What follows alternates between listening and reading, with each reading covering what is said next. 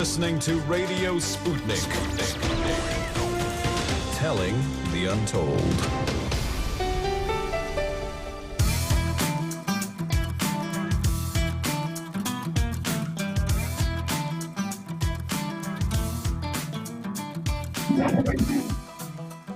Welcome to Political Misfits on Radio Sputnik, where we bring you news, politics, and culture without the red and blue treatment. My name is Jamal Thomas. I'm here with my esteemed co-host, Bob Schlehuber, remote but ever present. Let's go against the grain.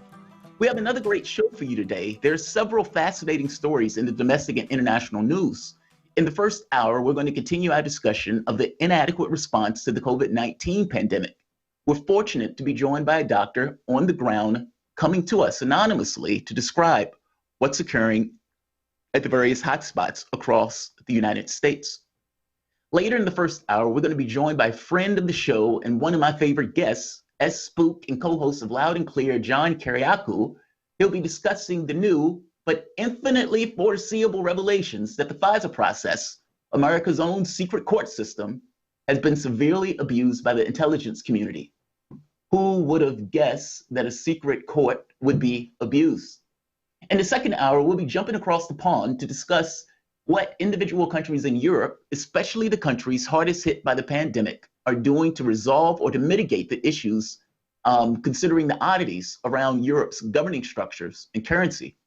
We'll also continue the discussion on how Trump continues to prosper in this environment, despite the severe errors in judgment that have undoubtedly not only helped propagate the virus, but made the effects of the virus that much worse. Last but not least, it's Hump Day. And aside from having the claim to fame of being the midway point within the week, it also has the particular distinction on the Political Misfits of being the day for one of my favorite segments, our weekly mystery segment. We're going to get out of this world while keeping our feet firmly on the ground in a rather strange discussion on the U.S. military study of the strangest place on earth, Skinwalker Ranch. Now, Skinwalker Ranch is so weird. When I had the opportunity to discuss this once before a few weeks ago, I intentionally avoided the subject as it was so out there. Put it in perspective. And the subject on UFOs, Skinwalker Ranch, was so far out there, I thought there was no way we could talk about it. Well, we're going to talk about it today. But first, let's start with your daily reminder that the unimaginative, heartless, and miserly, the emancipatory incompetence displayed by the Trump administration is costing and will continue to cost unnecessary loss of life. Despite having 3 to 4 months of lead time to prepare, the United States is currently the epicenter of the COVID-19 pandemic with nearly 200,000 people infected, 4,000 people dead, numbers that will only get worse. The president of the United States that originally downplayed the severity of this particular pandemic is now realizing, oh, wow, the next 2 months are going to be horrific. Let's hear Trump having his come to Jesus moment yesterday and discussing the coronavirus. So you're talking about 2.2 million deaths, 2.2 million people from this. And so if we can hold that down, as we're saying, to 100,000, it's a horrible number. Maybe even less, but to 100,000. So we have between 100 and 200,000. We all together have done a very good job. 100 to 200,000 people within the next couple of months would be a good job. And again, for the last 3 months, Trump has downplayed the severity of this, and it is amply possible that it's going to be worse. You heard him quote the 2 million number. Yes, this will get worse, and that is directly attributable to the inaction and the ill preparedness of the United States government, not to mention the perfect storm of not having a healthcare system, not having a social safety net, and all around having people vulnerable and needing to go to work, perpetually vulnerable. Despite Trump's poor reply, however, he's continuing to climb in the polls for how he's handling the pandemic. I strongly suspect that this breaks into 2 reasons. The Republicans took the lead on the issue, and the opposition by the Democratic Party basically was organized around whatever the Republican Party put out as policy. Also, the lead candidate for the Democratic Party, the leader of the opposition, Joe Biden, has been remarkably plain, incoherent, and inarticulate in trying to give a competing vision against Donald Trump. Not to mention, and to put it in that much more of a focus, Instead of focusing on the alternative to Trump and trying to deal with the crisis, the key issue that enraptured establishment Democrats and centrists yesterday was over Bernie Sanders' press secretary, Brianna Jorgway, questioning Kamala Harris about whether poor people deserve health care beyond the coronavirus. No, seriously, that was the uproar. I did this story yesterday, so I'm not going to go further into it. I'm using this as somewhat of a lead in, but it bears repeating for how insane what took place yesterday was. In the middle of a pandemic, a question on whether it's okay for poor people with cancer or poor people that require insulin to die ended up being a point of attack. The issue with establishment Democrats is not that tens of thousands of people die each year without health care or hundreds of thousands go bankrupt. No, the issue is your tone in pointing out that those people are dying and going bankrupt.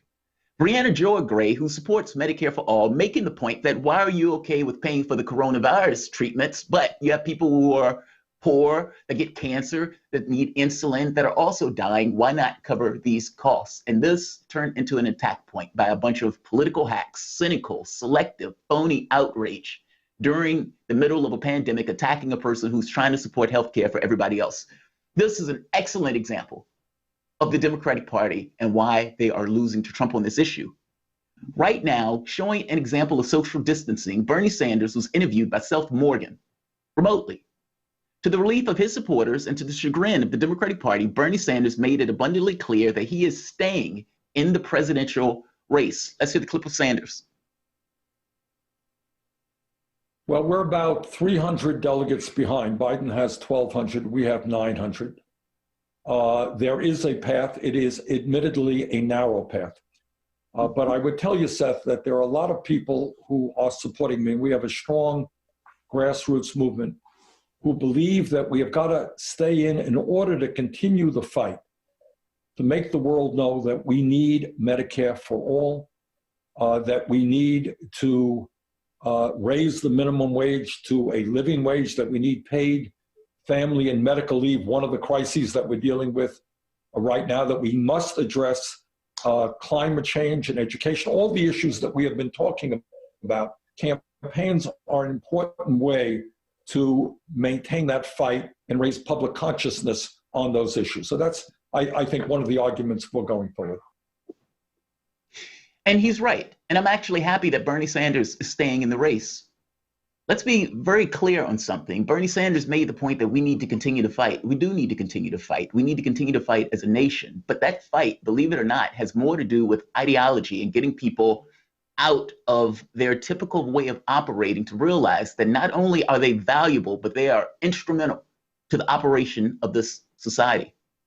This corporeal existence, as far as we know, has no point at all. We choose. And in a situation, in a reality frame where we choose what our lives are like, what we value, what we care about, what we, from an individual level and even a societal level, matter, we choose to spend our time toiling away for the profit of others, meaning 99% of the population remains perpetually vulnerable in an economic system where we use our abilities, our mental and physical abilities, to give all of this wealth and resources to people who need it the least, while we ourselves remain perpetually vulnerable. This is an issue of education to some degree. Just like people who believed in kings and queens, that they were appointed by God and that they were important and instrumental to the society at the time, we have a weird bias that goes unquestioned also regarding the oligarchs of our particular society, the CEOs, the managerial class.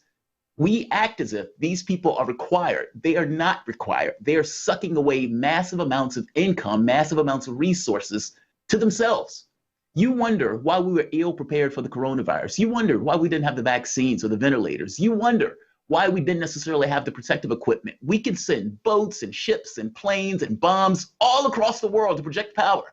And in a situation where we, the people of this particular country, needed the government to step up and cover all of us, our resources being used for the betterment of all of us. Instead of that taking place, what happened?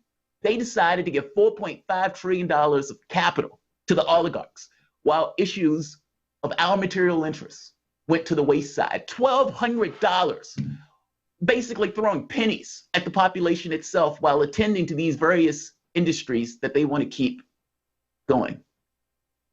It's astonishing. That needs to change. At some point, we as workers, we as human beings in our society collectively need to come to the honest to God realization of what's true. Your capitalistic system is not here to give you a job. Your capitalistic system is not here to back you up. Your system is entirely here to make profit. That's all. If you got a job because somebody needed to make a buck and they needed you there in order for them to make that buck. They're not giving you that job for your health. They're not giving you that job because you're a good person. The entire point of that company is to make profit. The reason I'm trying to make this abundantly clear is because in our society, for the longest time, workers have been taken advantage of. And in the context of a political system where you would think that there will be some party that attends to the interests of the workers, you have both parties captured by corporate interests. There needs to be something done where there is a clear realization by the American public that this process needs to change. The notion that you're toiling away for people that don't care about you. You don't believe me in this? What was the focus? In the middle of an epidemic, in the middle of a pandemic where millions could potentially die, what was their focus? Their focus was on industry and business. Even if that meant forcing those people to work in companies that were unsafe, even if that meant lying to those workers to get them there, saying that there was only one person when you find out there was 11, it didn't matter. They were means to ends of profit. Now, fair enough for the 1% to take that point of view, but what about everybody else? What about the rest of us? When Donald Trump shut down the airports and had those people working without pay for months, he didn't care about you.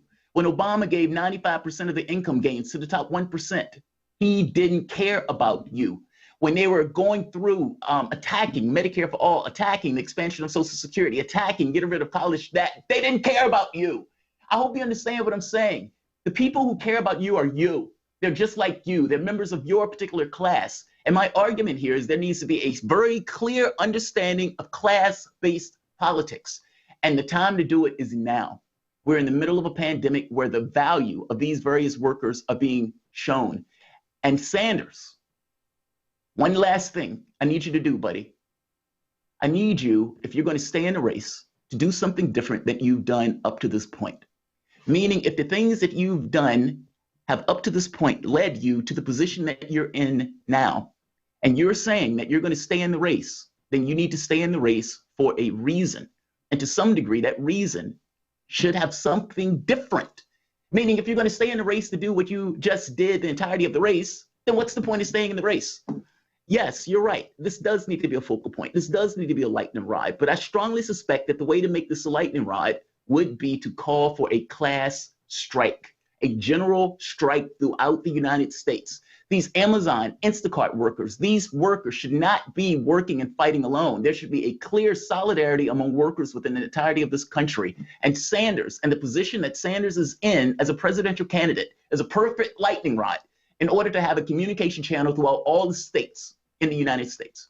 Meaning, under normal circumstances, it is difficult to organize something like this because you have no common interest points across the United States. You just have these various places where people in sandboxes. Not now. You're in the middle of a presidential campaign, you're in the middle of a pandemic with a candidate who is clear in class-based politics. And if that candidate came out and called for a general strike, what happens? What happens? If Bernie Sanders really does want this political revolution, he has made several mistakes. One of those mistakes has to do with not holding the Democratic Party accountable. There is no way the Democratic Party would get out here and tell Sanders we're not going to offer his people anything if they believe that Sanders was going to hold them accountable. But not holding them accountable has also created a difficult situation for Joe Biden to actually get elected, because since he's not offering anything, the people aren't going to necessarily go for him. If your name is Bernie Sanders and you really want to get the last Hail Mary, the way to do it is to use your campaign as a neural network to call for a general strike. If we want to have an inflection point, we got to do it ourselves. They don't care about us. They're not in our interests, neither of the political parties. If it's going to be something done, we're going to do it ourselves.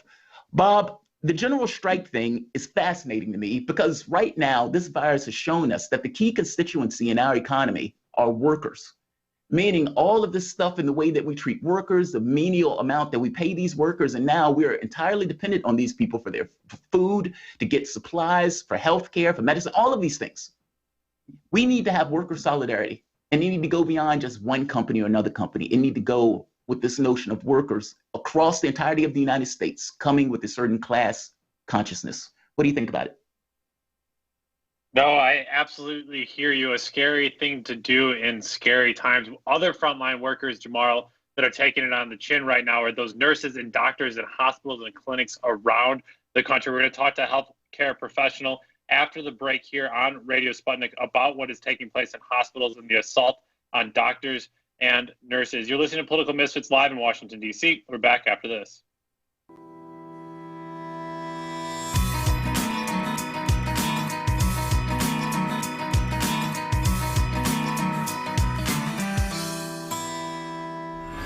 Feeling kind of blue, but maybe also kind of red, and kind of purple, and kind of alone? You've got a friend on Radio Sputnik. Tune into Political Misfits from 12 to 2 Eastern Time, Monday through Friday, for news, politics, and culture without the two-party bias. Catch us daily on 105.5 in Washington, D.C., or 102.9 or 104.7 in Kansas City. Or find us on Twitter, Facebook, YouTube, Spotify, or wherever you get your news.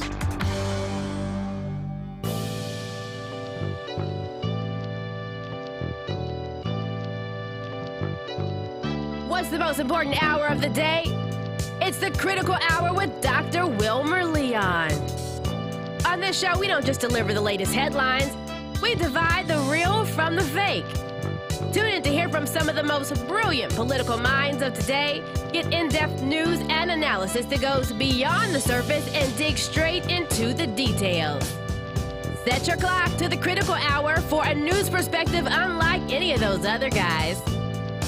Tune in to the Critical Hour with Dr. Wilmer Leon, weekdays 6 to 7 p.m. Eastern, and catch us on Facebook Live. You're listening to Radio Sputnik.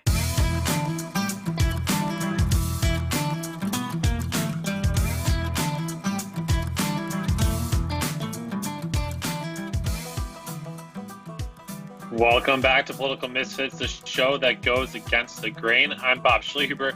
Along with Jamarl Thomas, I was going to say here with Jamarl Thomas. Jamarl, you're not right next to me, but we are together. Thanks for technology and for the engineers of Radio Sputnik continuing to do a great job allowing us to stay on the air, 105.5 FM, Progressive Soapbox on YouTube, Facebook, Spreaker, all the good places you can watch us on the internet and as a podcast later on tonight when those come out. Jamarl, we're turning our attention to those doctors and nurses fighting on the front line against the COVID-19 pandemic. We are joined by a doctor now who's been brave enough to come forward and share with us what they've been seeing and experiencing the last week. They have asked to stay anonymous in order to avoid retaliation by government officials and hospital administrators. Doctor, thank you so much for joining us.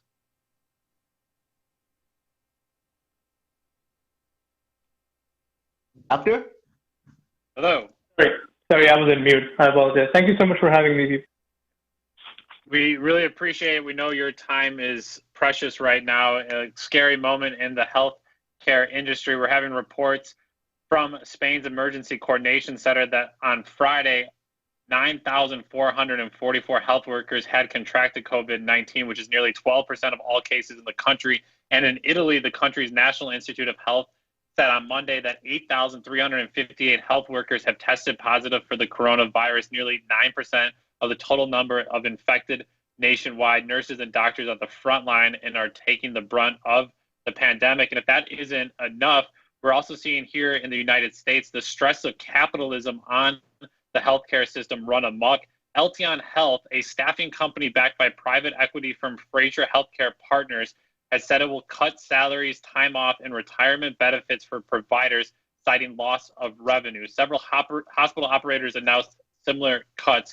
Here in the U.S., thanks to our private healthcare system, most emergency room providers work for staffing companies that have contracts with hospitals.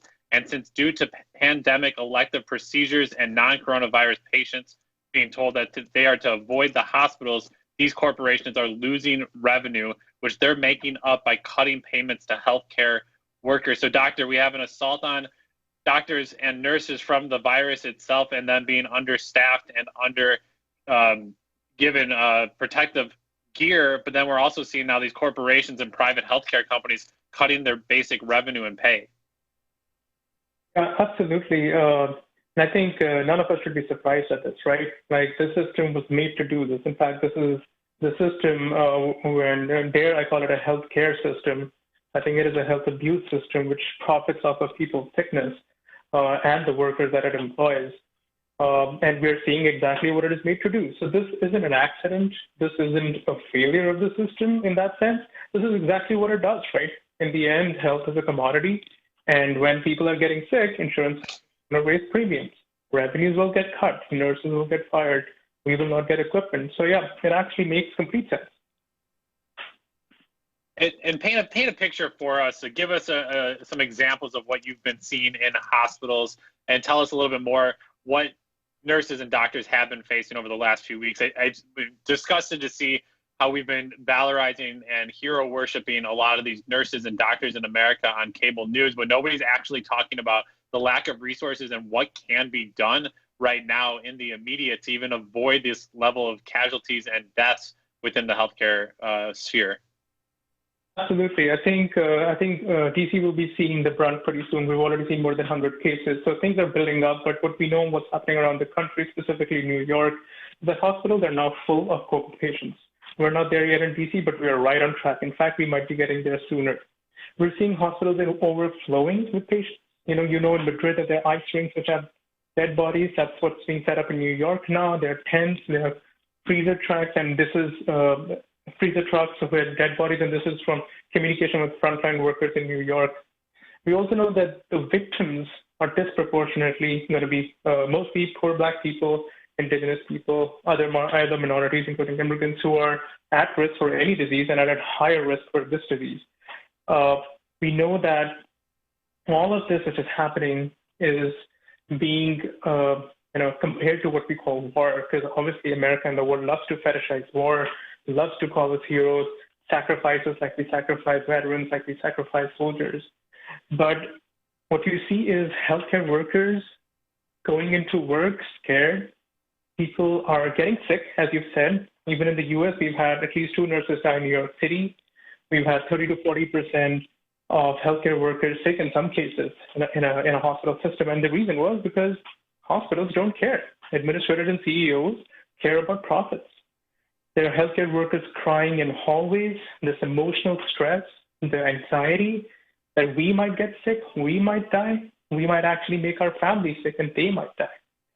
I know healthcare workers have been writing up their wills in the middle of all of this. And the worst case scenario, and the worst thing, which again shouldn't be surprises, that there was no communication, right? There hasn't been any transparency. There hasn't been any truth being given to the workers. Like for the first couple of weeks where I worked, complete pandemonium. People didn't know anything. Stuff was being hidden. Stuff is being hidden right now. There's retaliation. You know, the ER doctor in New York who got fired. Doctors and nurses and other frontline workers are being threatened and even fired for speaking up, for telling the truth, which is why, I am anonymous right now. And so we know that that this is essentially the bottom line. People are disposable. The people who are dying are disposable. The ones who care for them and will get sick and will die are disposable. We have always been understaffed.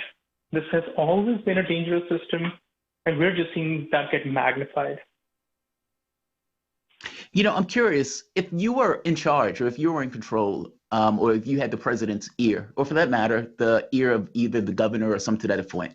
I would say the president only because governors are limited in their ability to respond to stuff like this, but they often need help from the federal government. What would you recommend in order to ameliorate some of the deficiencies in regards to the way we've been responding to this? Absolutely. I think first of all, I would say that if I had somebody's here, and they wouldn't be listening to me, I'm pretty sure that it wouldn't matter what I say, right? This is something which was easily preventable. This much damage didn't need to happen. We were behind this, and obviously for many clear reasons that didn't happen. But let's say that somebody did decide to listen to us. I still think the answer is not going to be with them. The answer is going to be with the people. But what I would say is that, yes, we have a Defense Production Act. We can get 3M, Honeywell, and all these other corporations to make millions of masks every day. We need to protect our frontline workers right now. And that means giving them, giving us, adequate PPE. Nurses are reusing masks right now as we speak. And the hospitals will only tell you, and the cable news will tell you that there's enough PPE. And that's not the truth. We need sick leave. We need testing. We need testing. And I'm not trying to focus only on the healthcare system because they aren't the same. The world outside this hospital system and the world inside is the same. We need testing for everyone. We need free health care. This is not going to stop right now. These people are going to be sick. If they survive, they're going to get thousands of dollars a bill. And you know that. The study on Business Insider, a 6-day hospital stay will leave you with $73,000. Who's going to pay for that? Well, insurance companies will raise premiums of 40% next year, and that's an easily predictable. So we just need free health care. We need to house people. People need to be stay at home doesn't mean just a hashtag. It needs to be practical. We need to house. We need to decarcerate completely. There needs to be no debt. There needs to be no work. And as I think from what I was hearing, and obviously nobody is going to try and do this. We can't expect our oppressor to now suddenly start hearing us. We'll just need to come together at this point. And what I say to people is that this is beyond staying at home. Most people, not in America, and definitely not around the world, can stay at home. We need to make sure that they can, and for that, we need to completely transform systems. But this I want issue... to ask you... Oh, go ahead, Bob. I'm sorry. Go ahead, Jamal. I wanted to ask him about testing as well, but stay on this issue first. No. Go ahead. My question was going more towards ideology. I mean, I agree with you that if you had somebody's ear, and you can kind of make the point to them, like, look, we need to do this, this, and this. But in real terms, I understand why leadership would effectively lie to try to make it look as if they're doing something. They have political reasons to try to get support and to keep that support, even in the middle of a pandemic. I even understand why certain political leaders who get all sorts of cash don't necessarily push for various programs. Some of the stuff, they just fully believe that this is not something they can do, or they might just be ideologically against it. But the population itself, that's the part that always gets me.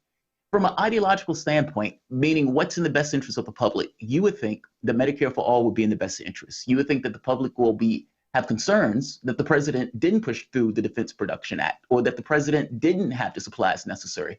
Why is the public okay with this?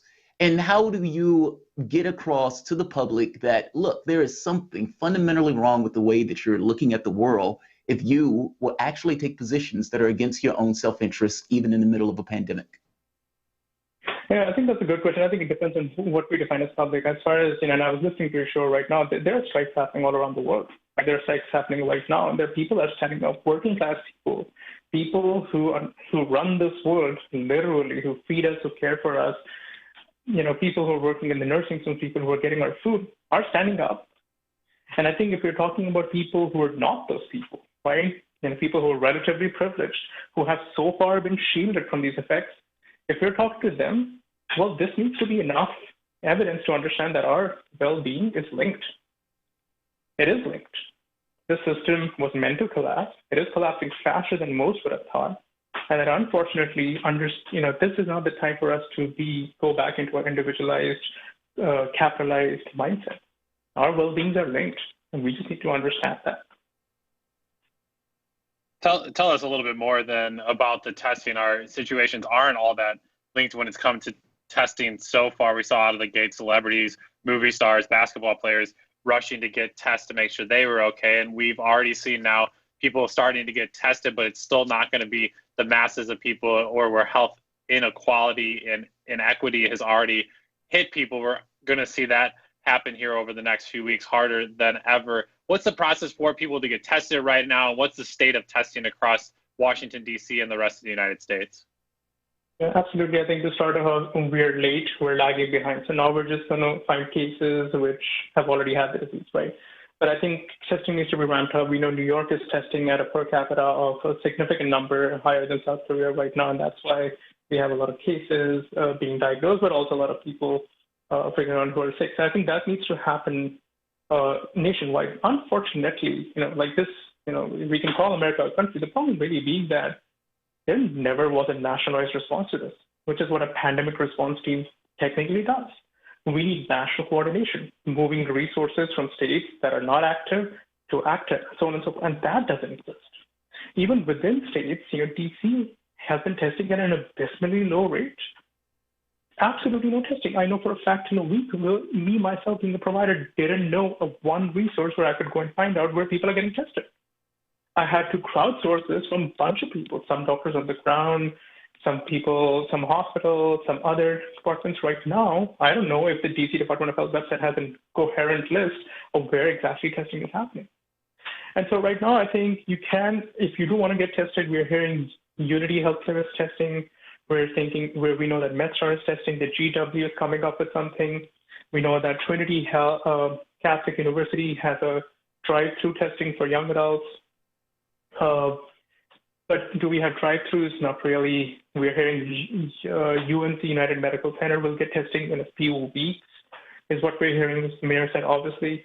So that continues to remain a problem. The only way, or I would say one of the biggest ways we overcome this, is going to be by massive testing. And that's honestly, that is epidemic 101. That's what you read in first year of medical school. First year of any kind of school, if epidemiology is going to be just test people and isolate them safely, period. So yeah, we need to keep pushing for that more and more.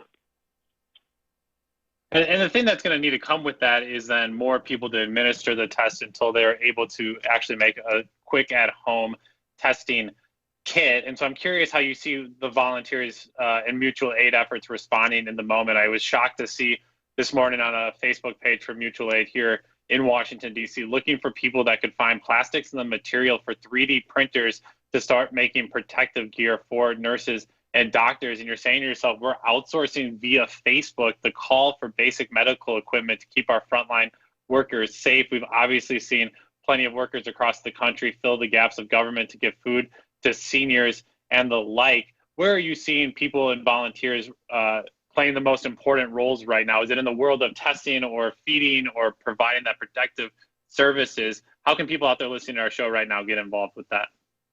Absolutely. I think, and I can speak to DC and what's happening around the country. There's absolutely mutual aid efforts popping up all around the country right now. City in DC Mutual Aid, as you mentioned, are printing shields, are actually 3D printing masks. In fact, there are ways that we might try and 3D print nasal swabs to test people. So absolutely, if people have the skill and the time and the ability to offer that, please go over to DC Mutual Aid. Look them up. We also know that there are medical students in the city which are offering childcare for healthcare providers, specifically for nurses. Again, remember, if not all frontline workers will be the same. We constantly minimize the respiratory therapists. We invisibilize the environmental staff, the food and nutrition staff, and specifically nurses who are at extremely high risk, going and seeing these patients 5-6 times, being exposed to all the secretions and the disease. And obviously, our system, a so-called healthcare system or the hospital CEOs are not going to care about that. And so we're seeing people come up. There is something called covidsitters.org, which I heard of a few days ago, which are offering such services. And we're looking at more coordination between healthcare workers and the DC Mutual Aid Network to provide mutual aid to frontline workers at hospitals and clinics. So those are a few ways that people can really help us. But I think the biggest point that I can make is this divide, this imaginary divide that we have between healthcare frontline workers and workers everywhere else, I think that needs to go away. I think we need to understand that if you're fighting for frontline workers, you're fighting for everyone, you're fighting for yourself. And so hence the fight to free housing will help frontline workers. If houseless people are housed, if we decarcerate, that'll help frontline workers because you won't see enough those people getting sick and coming to the hospital. Frontline workers won't be exposed. We won't need that much people. So it's hard for me to put them in different silos. I think these fights are dialectically and intrinsically linked. And so we need to really fight for true liberation right now, everyone. And that will involve political education, that will involve direct action. But this is the time. Yeah, and I think that speaks to what you were saying, Jamar, earlier, is this need for people to understand the interconnectedness of our systems, that your job is intricately linked with other people's work, and there's ways in which you collectively need to recognize that. In healthcare, we're seeing the exact same thing as the interconnectedness of our healthcare systems. These aren't one-off conversations. This isn't about my insurance versus your insurance, or like you're saying, my job versus their job. This is all of us collectively together needing to recognize that so we can actually fight the powers to be, Jamar. And again, this is another wake-up call, but then how do you actually articulate it and get people to see it when we have seen our media silenced it. Jamal, we just have about a minute left. I'm curious where you see the consciousness or shift in the conversation around public health care on the campaign trail. I know it's a big question with a little bit of time, but it seems like now, if ever, going back to your original statement about Bernie Sanders needed to amplify his message, is this not what he's been trying to say the whole time? I think it has been. I guess the catch becomes if this virus or if this pandemic took place 3 months ago, meaning like the bulk of it, as opposed to taking place now when the election, many of the states had passed, what would have been the result? Would people have been more open to that particular message of Medicare for all, and would that have carried the day? I don't know. It's hard to know what takes place after this. Well, give us a call, 202-521-1320. Doctor, thank you so much for being with us. Thank you for all the work you are doing. You're seen, you're recognized, and we greatly appreciate your time. Thank you. Thank you. You're listening to Political Misfits live in Washington, D.C. After this, we're back with CIA whistleblower and co-host of Radio Sputnik's Loud and Clear, John Kiriakou, to talk about the latest from the investigation into the foreign intelligence surveillance courts here in the United States. No secrets here, Jamal. The report is damning. You're listening to Political Misfits with Bob Schlaber and Jamal Thomas live in Washington, D.C. We're back after this.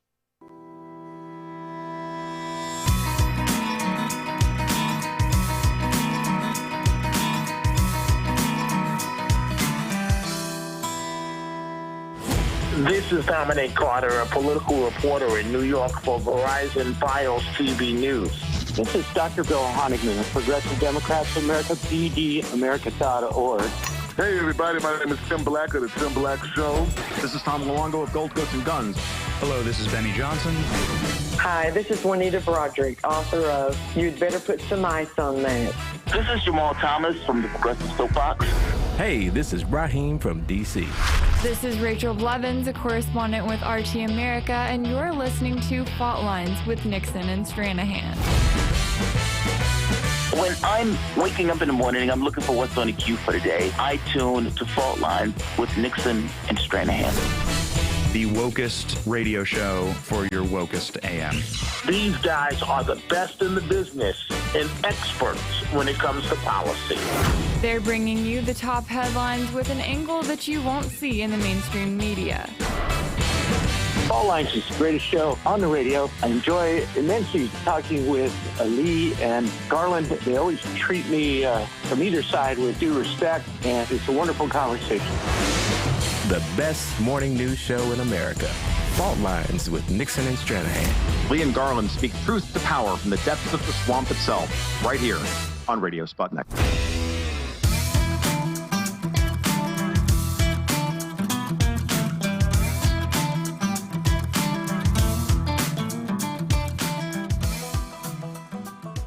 Welcome back to Political Misfits on Radio Sputnik, where we bring you news, politics, and culture without the red and blue treatment. I'm Bob Schlaber here with Jamal Thomas.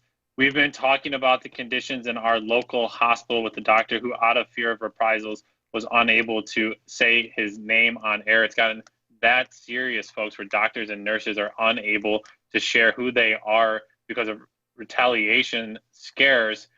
Yeah, that's a lot considering the deaths and COVID-19 contamination happening at so many hospitals and services. Give us a call, 202-521-1320, if you have anything you want to say about your community and what you've been seeing. I do now want to pivot, though, to another conversation, somewhat of a scary one indeed as well. The FISA courts are back in the news. Yesterday, U.S. Justice Department Inspector General Michael Horowitz released a report on foreign intelligence surveillance court applications targeting Americans, and the results are in outrage. Horowitz launched this audit after finding a bunch of errors in the FBI's application to the court during its surveillance of Trump associates. So the Inspector General decided to do a broader investigation. His team looked at 29 applications from 8 field offices over a 5-year period and found errors in every single one. Horowitz was looking into whether the FBI had followed the Woods procedures in filing its applications to the court. The Woods procedures are just steps the FBI has to take to document the veracity of every assertion in the application to the court. They're supposed to be able to provide evidence to back up these assertions. That evidence is supposed to be kept in a separate Woods file that's attached to that case, and this process is supposed to be supervised and checked. You get a warrant, you would have to have information. The courts would have to see that information. And if anybody came back to check, they could see that information that led to the warrant. Seems pretty straightforward. Well, Horowitz announced yesterday that his team does not have confidence that the FBI has executed its Woods procedures in compliance with FBI policy. In 4 of the 29 cases Horowitz looked at, the Woods files couldn't be found, and in 3 of those cases, it looked like they possibly never even existed. In the 25 others, there were errors and inadequately supported facts. There you go. That's the FBI's great work. Horowitz also found that when the FBI and the National Security Division of the Department of Justice, the NSD, oversight mechanisms were used, they too found errors, but his team was also told by the FBI and NSD that there were no efforts made by the FBI or NSD higher-ups to actually look into these lax processes to make sure agents were adequately trained on Woods procedures and actually following them. We're joined by John Kiriakou, CIA whistleblower and co-host of Loud and Clear on Radio Sputnik, to tell us more about this. John, thanks for being with us. My pleasure. Thanks for having me. So, John, I don't want to ask you the same question I think we ask you every time these reports come out from Horowitz and investigations into the FISA courts, but obviously nothing surprising here, but maybe some more depth of information that we didn't know before, that it's not just a few cases, it's seemingly almost every single case. Literally every single case in this random sample contained errors. And these are errors that, that end up in court. They end up with very severe consequences for defendants, and there's no recourse because the whole process is secret. You know, I've told this story before in other venues, and I'll tell it here. When I was arrested after blowing the whistle on the CIA's torture program, one of my attorneys said that we needed to file a motion asking if the FBI agents who arrested me were even cleared for the information that they used in order to arrest me. And one of the other attorneys said, "Oh, come on, of course they're cleared." And the lead attorney said, "No, you'd be surprised at how many stupid mistakes the FBI makes. They're very, very sloppy." And this Inspector General's report proves that they're epically sloppy. Yeah, there has to be a consequence here. There has to be movement on Capitol Hill within the oversight committees, because the Inspector General has laid out a very clear argument with ample evidence that the FBI just cannot do its job, at least not appropriately. Yeah, and tell me more about it. I mean, I think I'm kind of amazed at the sense that there's no higher-ups that are partaking in the actual process that needs to take place. So it's not just low-level people, and it's not just low-level people, it's these higher-ups. But then you got to tell me also, I mean, you can't tell me Adam Schiff, Democrat, Adam Schiff here, the hero of Russiagate, hero of the impeachment. I don't even know what country, Ukraine, I guess, was involved in that one. For Adam Schiff, Adam Schiff, the number one pusher of the FISA courts, it's pretty obvious that he is well aware of this as well. I mean, is it the biggest open secret, or are we actually learning stuff from Horowitz along the way here? I think this is an open secret, because certainly attorneys know that there are problems within the FBI.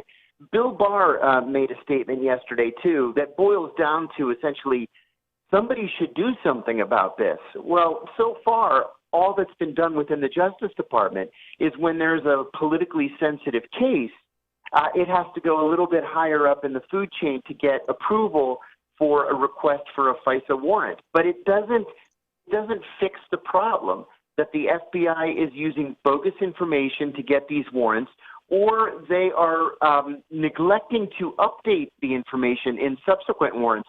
One of the examples that the New York Times and the Washington Post used in their reporting yesterday and today was that even when a factual error is made in the initial application for the FISA warrant, the FBI does not correct that factual error in subsequent warrant requests. Now, they know that it's a mistake. They've learned that it's a mistake. Still don't correct it.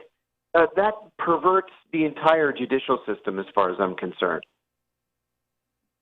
Hey, is there going to be consequences for this? I mean, the Republican Party, considering this was directed at them, are they going to do anything is there going to be any legislation that cuts through? I know they passed legislation recently to try to curtail various aspects of this, but at this point, pretty much every case that they open, they found a problem with.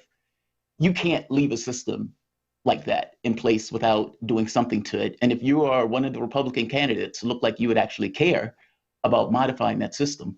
Do you think they're actually going to do anything about it this time around? And Jamal, that's the $64,000 question. You would think that Republicans would be jumping up and down over this. And really, the only person who's made any statement so far is Ron Wyden, the Democratic senator from Oregon. Now, you would expect that eventually Rand Paul is going to say something, and maybe a handful of other Republicans in the House of Representatives. But this should be a cause célèbre for the entire Republican Party on Capitol Hill.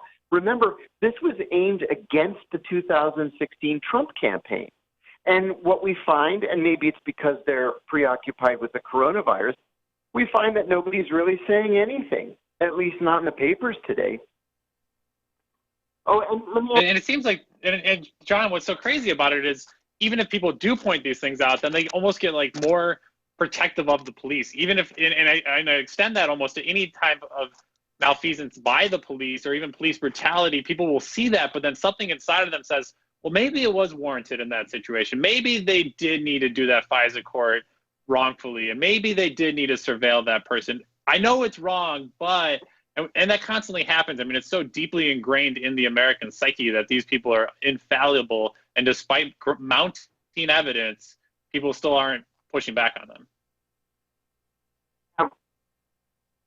The Democrats in bed by the impeachment process have the likes of Adam Schiff just trumpeting the FBI's value to the nation and importance in keeping the country safe, and then not making any statement whatsoever in the light of the release of.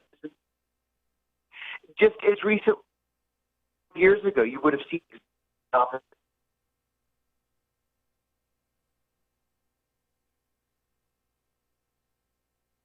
John, I think you're breaking up. I'm not able to hear you. I don't know if that's just on my end, but Jamar, let me ask you the question. I got in an argument or talking more about the Russiagate stuff with the Bernie Sanders people who were speaking about different things that hurt his campaign along the way. And one of them was this kind of brief attack that we saw over a long weekend, attacking Sanders, saying that the Russians had supported Sanders and they felt the ire of it. But then this whole time I'm saying, you guys were the first people at the door pushing the Russiagate stuff against Donald Trump, and you can't now be upset when it gets thrown against you. And all of us here at Radio Sputnik and other Aaron Mates and Matt Talibs of the world were saying, look, this stuff isn't real. They're going to use it anytime they want to attack you. And so anytime you say Russiagate, people say, oh, that's right. We're under attack from Russia. We got to get the FBI, got to get the CIA. We're under attack. And we know this just simply isn't happening in the ways these intelligence communities are telling us it is.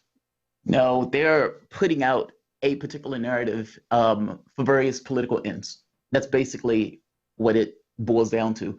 The public, for whatever reason, doesn't necessarily look at this stuff with a certain degree of skepticism, at least not in the way that they used to. I mean, back in the 60s, you had a certain skepticism towards the CIA and towards these institutions. I mean, God's sake, you had Kennedy pushing through a commission in order to investigate the CIA in their activities.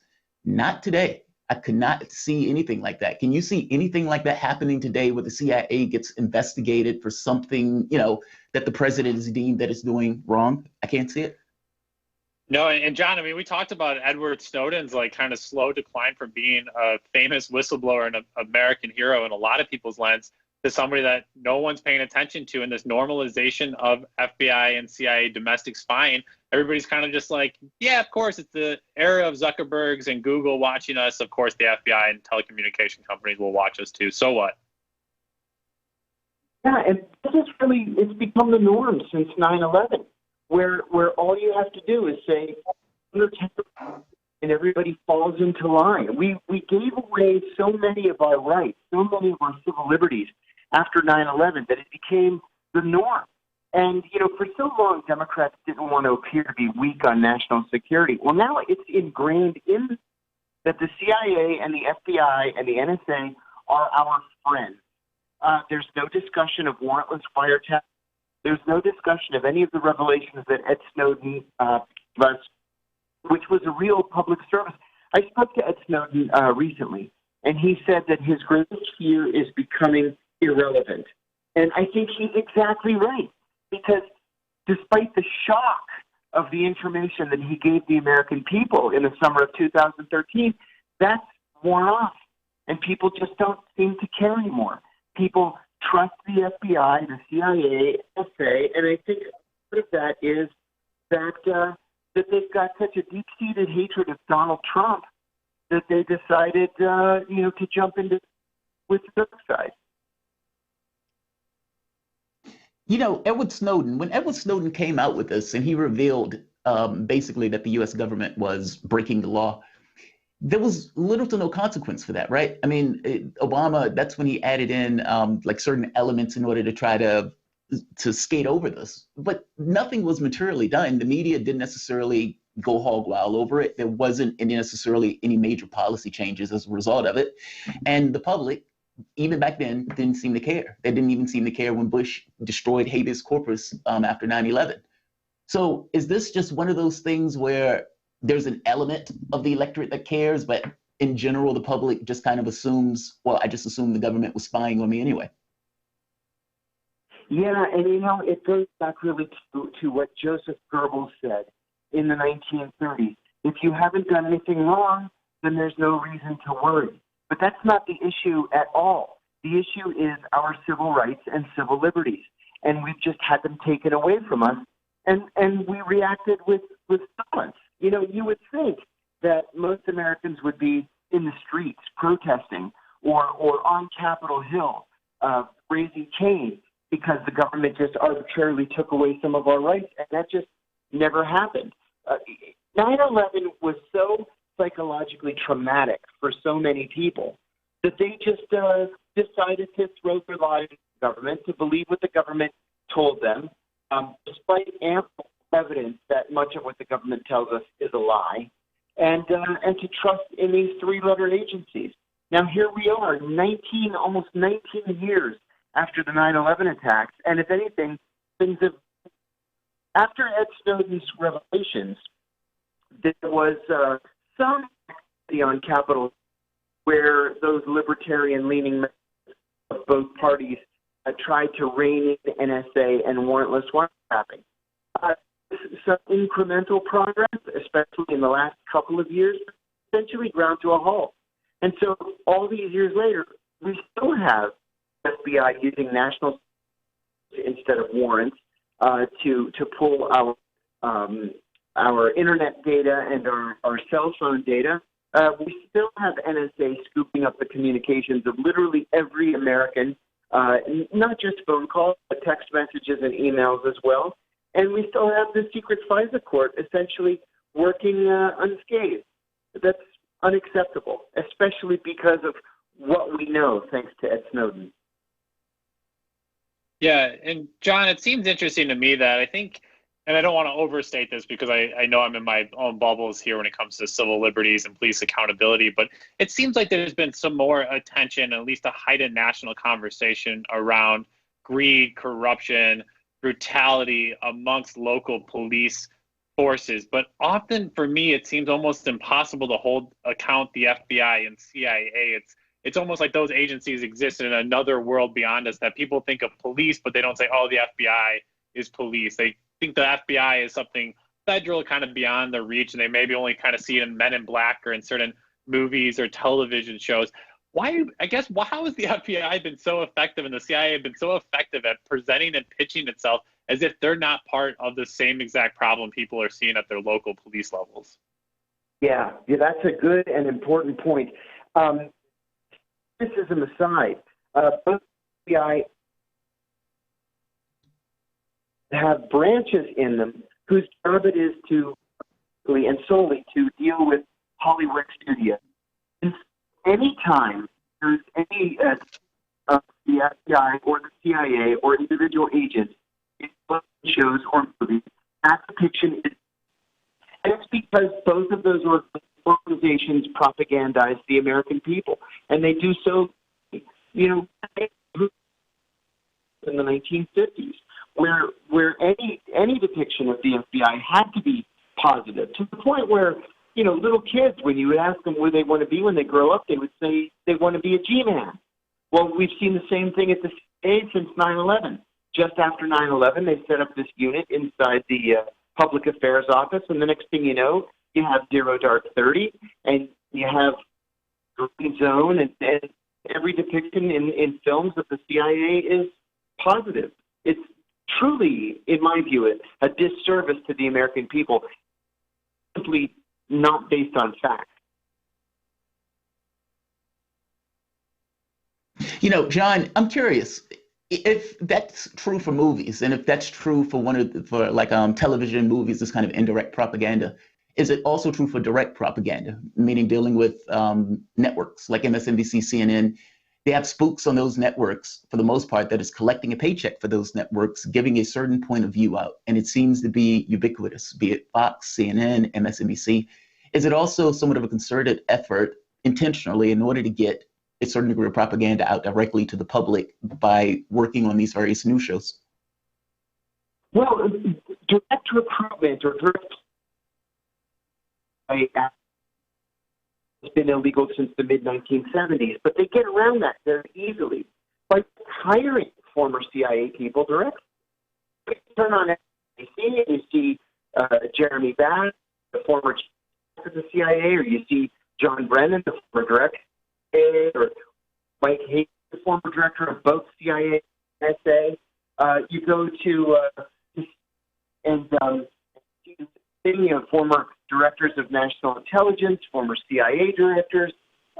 They just have them on as paid mouthpiece, and so they profit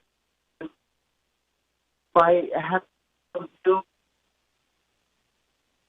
And so you're breaking up on my end. I just want to reiterate that point. I mean, I just seen an article coming out today from Bloomberg, and it's talking about how unnamed sources within the U.S. intelligence community are now saying that China dramatically underreported the breakout of COVID-19 in their country. And I'm saying to myself, who in the world do you think you are right now that we think we're going to listen to the billionaire media outlet pushing unnamed intelligence sources, trying to score foreign policy points against China, who's effectively flattening the curve and stopping local transmission of COVID-19, while here in this country, all you intelligence folks were too dumb enough to know that this virus was going to hit us like a tsunami, and we're about to see hundreds of thousands of deaths. And yet again, Jamarl, we're told, listen to the intelligence folks, China is bad.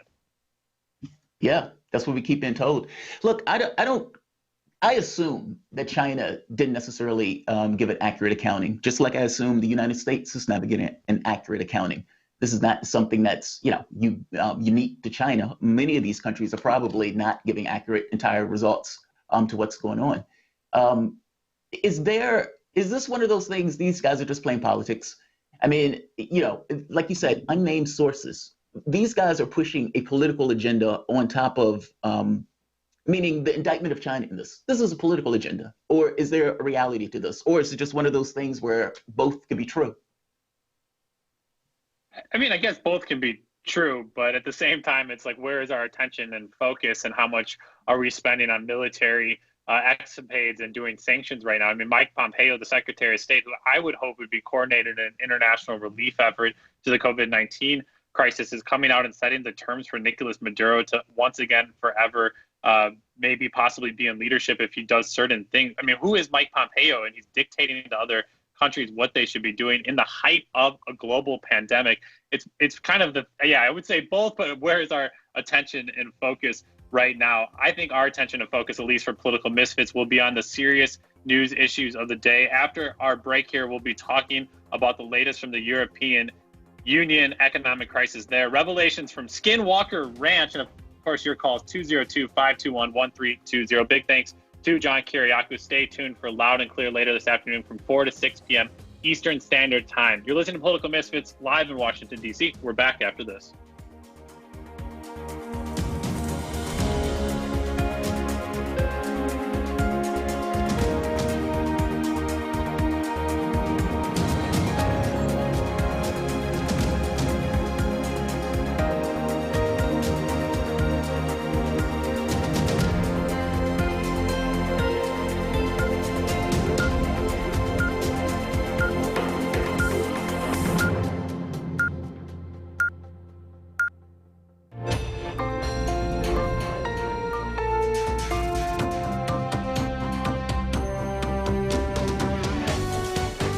listening to Radio Sputnik. Telling the untold.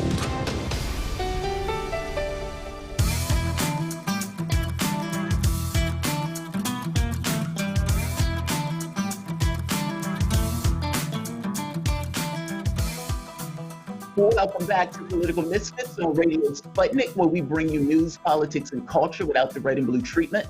My name is Jamal Thomas, coming through the airwaves with my disembodied co-host, Bob Schlehuber. Let's continue to do the news. Lots to cover over the next hour, including a conversation on Donald Trump skating and how long can he skate without being blamed for his poor response on the pandemic? How long could this last? Why is it happening at all? Also, a bit later in the hour, we're going to have our mystery segment. You're not necessarily going to want to miss that one. As always, your calls and tweets are amply appreciated. You can reach us at 202-521-1320. That is 202-521-1320. Also, be sure to like and share this video if you do indeed enjoy the content. It helps with the visibility of the show. Before we get to the other stories this hour, though, let's hop across the pond. Head and shoulders above the other nations in Europe, Italy has been utterly devastated by the COVID-19 pandemic.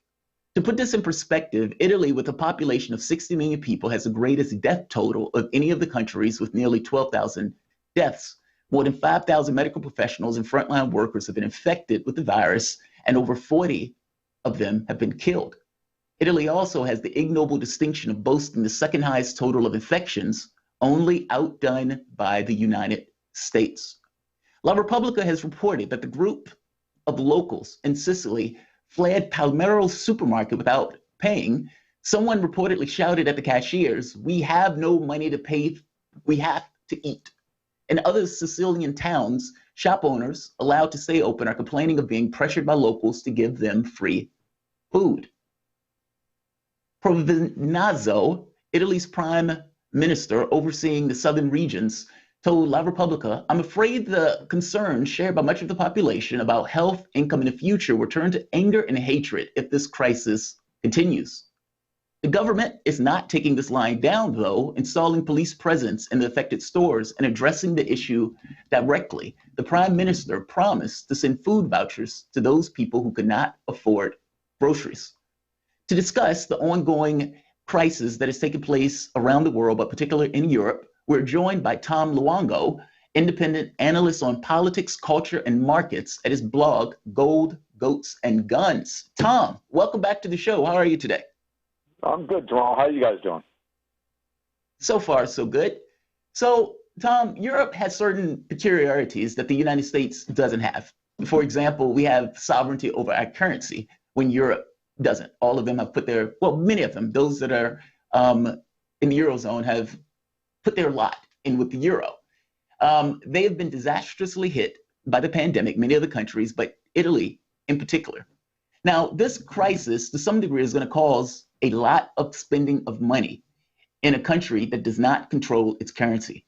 So how is Europe, or how is Italy, going to get the money to invest in itself to deal with the vagaries of the coronavirus? And for that matter, how are the other nations in Europe going to deal with the crisis? Well, there's a lot of talk about what they should and should not do in the Eurozone. And the big thing is you've got a philosophical split between the fiscal conservatives of what is known as Hanseatic League. Its nations would be Austria, Germany, the Netherlands, and now we can add Norway to this list. And then there's the rest of the Eurozone, specifically France, Portugal, Spain, and Italy, that are pushing towards fiscal integration and a tremendous amount of spending. And they're looking at this point to now also introduce the idea of bonds having been issued via the European Central Bank. And this would not necessarily be in violation of the European Union's charter, usurping the right of the national central banks to issue debt. So, and this is their way of getting around the mess that is the European Union's kind of half-baked fiscal compact, where they have a common currency, but they have no common debt issuance. They have a common currency, but they have individual national budgets, individual central banks, and they have varying degrees of risk premia associated with those debts, right? So different interest rates, different debt ratings, and the rest of it.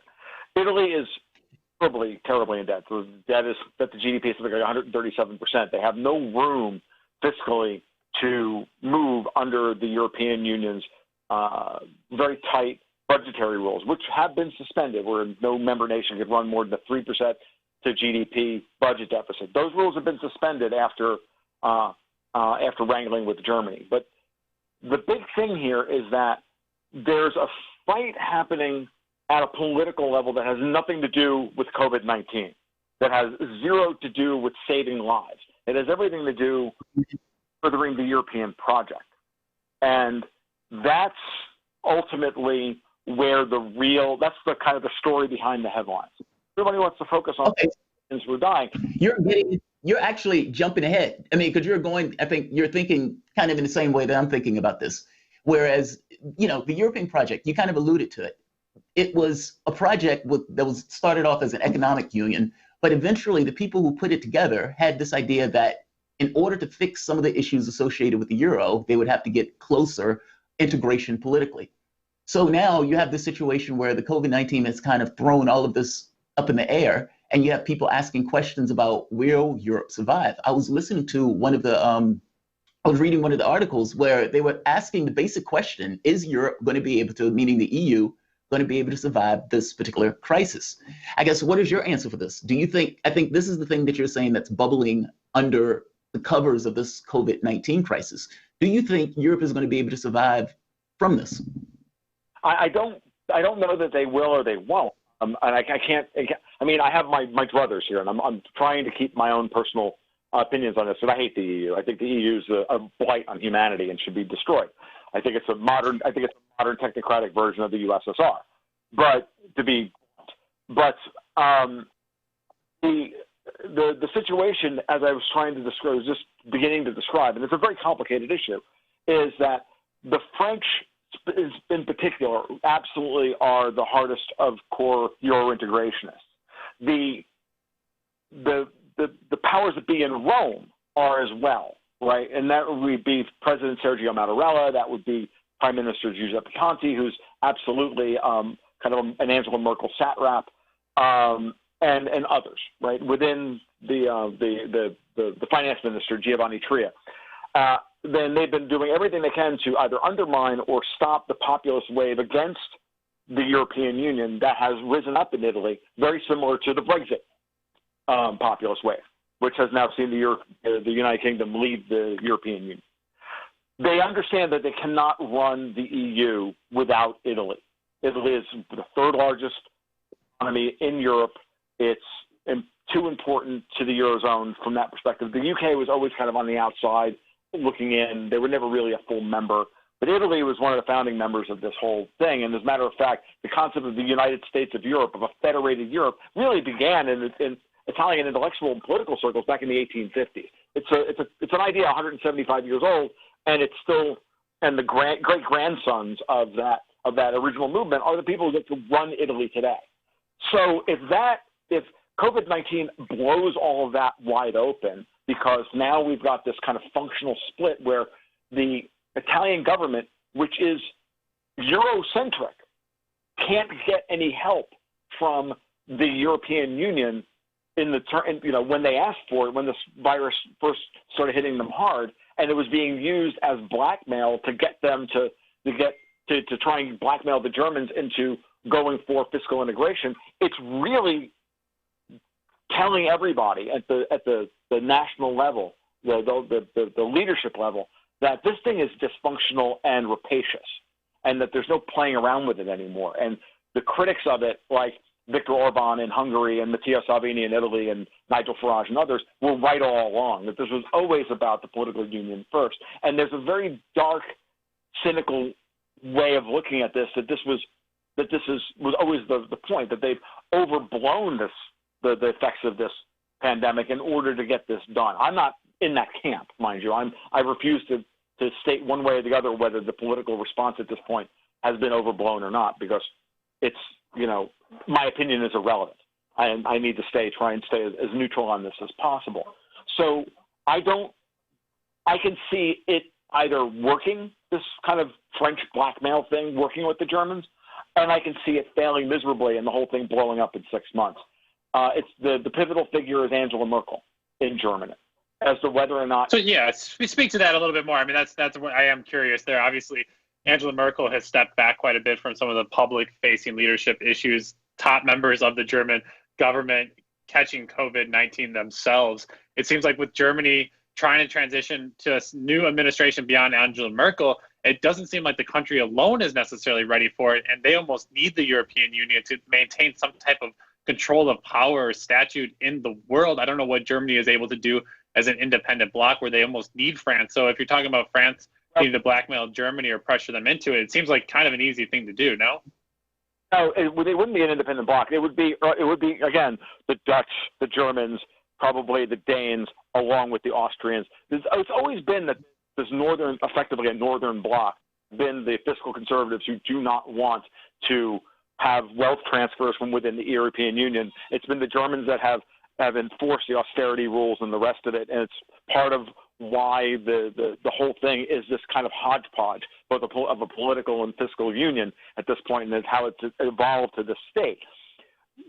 Merkel is the pivotal figure because Merkel is on board with the European integration, but she can't get it through politically in the domestic market in Germany. At the meeting that they held, the EU leaders held on Thursday, which apparently ended with would have ended in fistfights had it been held together, where they were all in the same room together, because there was a teleconference. Mark Rutte of the Netherlands actually spoke for Merkel for the most part. So she's trying to step back and let somebody else be the bad guy here, because she doesn't want to, she doesn't want to be the fiscal conservative bad guy at this point. She's trying to still play that moody Merkel thing. She's also suspended the leadership vote for a new leader for her party, the Christian Democratic Union. Merkel's trying to hold on to power in Germany every way she can in order to keep everything status quo. Now, but the reality is that the German people don't want this, okay? They don't want to be feeling like they're bailing out Italy. They never have. They've never wanted it.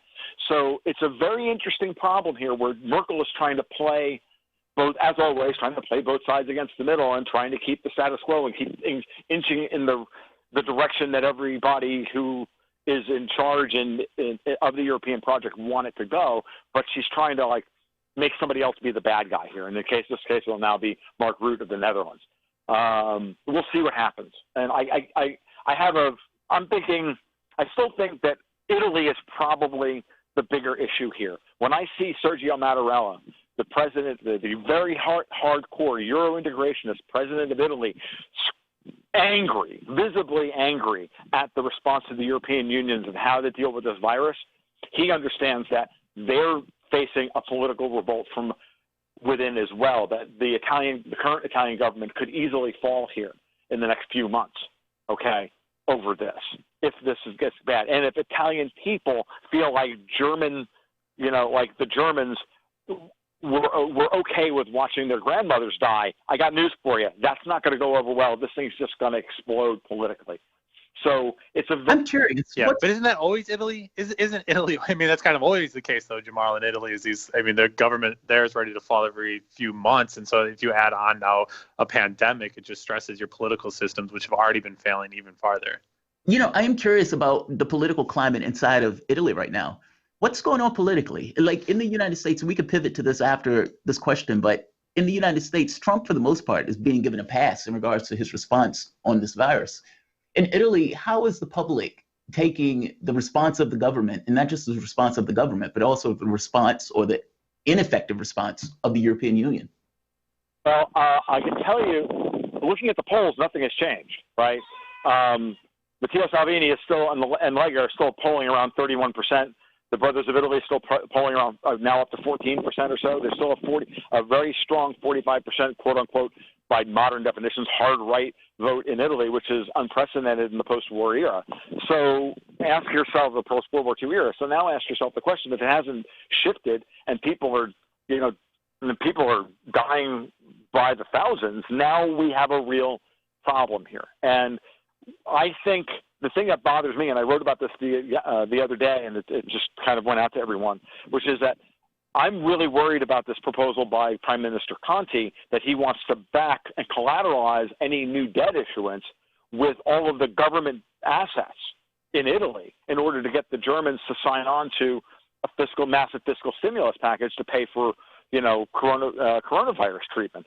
Now, here's the thing. This is exactly analogous to the situation that happened in Greece in 2015, where the Germans effectively said, if you want debt restructuring, if you want any kind of bailout, you got to sign your ports over to us, you got to sign the Acropolis over to us, you got to sign all this stuff over to us, which is what the Greek government did. And this is a very typical response here. And I'm sorry, but this is exactly not what the Italians should be doing. I can't comment on the ground what's happening in Italy, but you can see that I don't think the Italian people are going to be okay with signing over their political, the governmental assets, some of the legacy of Italian culture and Italian civilization, and signing it over to the Germans. Like, I just don't. Wait, they are literally thinking about signing over the rights to all of these items in order to get the Germans to sign on and help them in regards to dealing with the virus? Saying that. They're not saying that, but that's the net effect of this. Think about, why would Conte make that argument publicly, knowing full well that he is Merkel's boy? I mean, they have him on tape, like saying, don't worry, Angela, I've got everything under control. We're going to deliver Italy back to the EU. Like, we have him on tape with this. Okay? This is well known. So from my perspective, knowing this, to me, this is just a way of him proposing publicly a way for Italy to give a proposal that Merkel can then go back and sell to the Bundestag to allow for, to allow this bailout to happen. And Emmanuel Macron was just begging at the meeting was just begging everybody to just let us do a small issuance, just a token one, of these Corona bonds, just to show everybody, just a virtue signal that we're on your side. This is just the foot in the door thing. This is just the camel's nose under the tent, so they can do the whole thing. Because Macron is absolutely desperate to get this done, and they want to get it done this year. Wow, Bob, we in this country we're dealing with an issue. Clearly, it's a crisis also, and like in Italy, I would imagine, where the public hasn't necessarily changed its point of view in regards to the government and its handling of the virus, it's something similar here. Whether that's because of the ineffectiveness of the Democratic Party, or whether that's the public doesn't believe that the government can actually do big things, so whatever is being done, they're accepting. But Trump doesn't seem to be getting the blame for this, Bob. Yeah, government in general often, for whatever reason, to me, doesn't get the blame for it. I think people often assume that everything just kind of happens. I mean, somebody has to pick where the stop sign goes in your local neighborhood, or where the speed bump goes, or what time that bar stays open to that makes so much noise late at night around the corner from you. All of these things somebody makes decisions for, and often they're elected officials on some type of committee or oversight group of people. So for me, it's always amazing when people are like, oh, I'm so mad, but it's just kind of this nebulous thing that they're mad at. But who are you mad at? There is decision makers across the board, and they're able to kind of hide behind this lack of political education where nobody ever can say, oh, it is that person or this person's accountable for it. And especially when the media that's the frustrating thing too, Jamar, is like the media, we've seen to be god-awful the last forever, mainstream media, especially recently the last year or two, how they've covered Bernie Sanders' campaign, how they covered the Russiagate and the impeachment. And so now they're on the forefront of telling us what's going to happen or what is happening. They're not going to get it right either. They've been wrong at pointing fingers the last years where we're looking at it. So how are they going to point fingers correctly now? Jamal, I'm kind of curious from your perspective. You talk about the European Union ripping apart, and you talk about how here in the United States, there's some people that are obviously blaming Donald Trump, where other people are saying not his fault at all. He's doing great. Let's get the doors back open by Easter. Is there ever a time where, as this thing plays out, and if it gets much worse than what the government's now saying, 100, 200, 300,000 deaths, and it could easily get much worse, everything we've been told so far ended up being much less than the reality eventually, do we see states start to fight each other more and more over the government response when it comes to states run by Republicans, which is the majority of states have governorships, and state and legislative houses run by Republicans, starting to fight Democratic states. And we've already seen that when it's come to try to outbid one another for protective gear for nurses and doctors, as well as ventilators. Could you see a fracturing of America and the states from one another? Or is that just not the landscape here in the United States? Oh, that's fascinating. I don't know if that's the landscape of the U.S. We've been ingrained with this notion that, we might not like Texas, but Texas is still part of the United States. If anything had happened to Texas, we would full well expect the United States to marshal all of its powers to help. But if you're in Italy or if you're Germany, do you think that way of Croatia? It's probably not. We have a different historical context as opposed to them over there. I am curious though, Tom, why do you think, well, let me ask you two ways. Do you blame Trump for his response? Meaning, do you think his response was adequate? And whatever that answer to that question is, why do you believe the public is giving him such a pass on this? I mean, ultimately, his approval rating in the way he's handling the virus is going up, and his approval rating in general has gone up. I mean, CNN has him at his highest approval rating of the entire time they've been evaluating him. What gives? Why is the public giving him such a pass on this? That's fine. For the most part, I don't have a problem with the way Trump has handled it. Okay, well, we're going to come back to Tom because it was a little mangled voice-wise. We were having a bit of technical difficulties. So I'll ask you, Bob, why do you believe that Trump is getting such a pass on this? I honestly find him to be responsible for a lot of this stuff, but he doesn't necessarily. Yeah, sure. We've exhausted ourselves quite a bit on trying to answer this question. Hopefully others out there listening can help us out. 202-521-1320, 202-521-1320. Give us a call over the next 40 minutes as we are live on the radio, 105.5 FM here in Washington, D.C., Political Misfits, Sputnik Radio. Yeah, Jamal, I mean, it's frustrating every day. I think it's off. For me, it's even understanding what's happening with this virus, right? We're told to wash your hands. We're told that it came from China. We're told that it's getting worse in some places and there's a breakout and stay at home. But to understand the complexities of the failures of the government, I mean, the firing of the pandemic team within the government and Donald Trump basically saying, oh, that wasn't me. That's people get fired here all the time. I don't have a say in everything. That's the administration. And people go, oh, okay. I mean, and so it's so easily dismissed. And the guy, as much as people don't think he should be president, which I agree, and I'm in that camp as well, can't deny that Donald Trump is a great showman, and he knows how to say the opposite of whatever the attack on him is and spin it back at people. And when you're effectively able to do that, which he has been, he got elected president being Donald Trump, he is good at that. And it's an easy way to distract people. The thing's so complex, you don't see how it works for you. I'm not the guy, he's the guy, and it's just a she said, he said kind of situation. And I hate to say that we're turning into Idiocracy, the movie, but when people are talked to like they're eighth graders, because that's where the comprehensive of the masses is at, this can't be surprising that we're in this situation. No, I suppose it can't. I mean, to me, this is a lot of education stuff, implicit education stuff. We go to our school, we learn the basics, but we don't necessarily learn a workable point of view in regards to think about either items of class or government, those type of items. Good. Tom is back.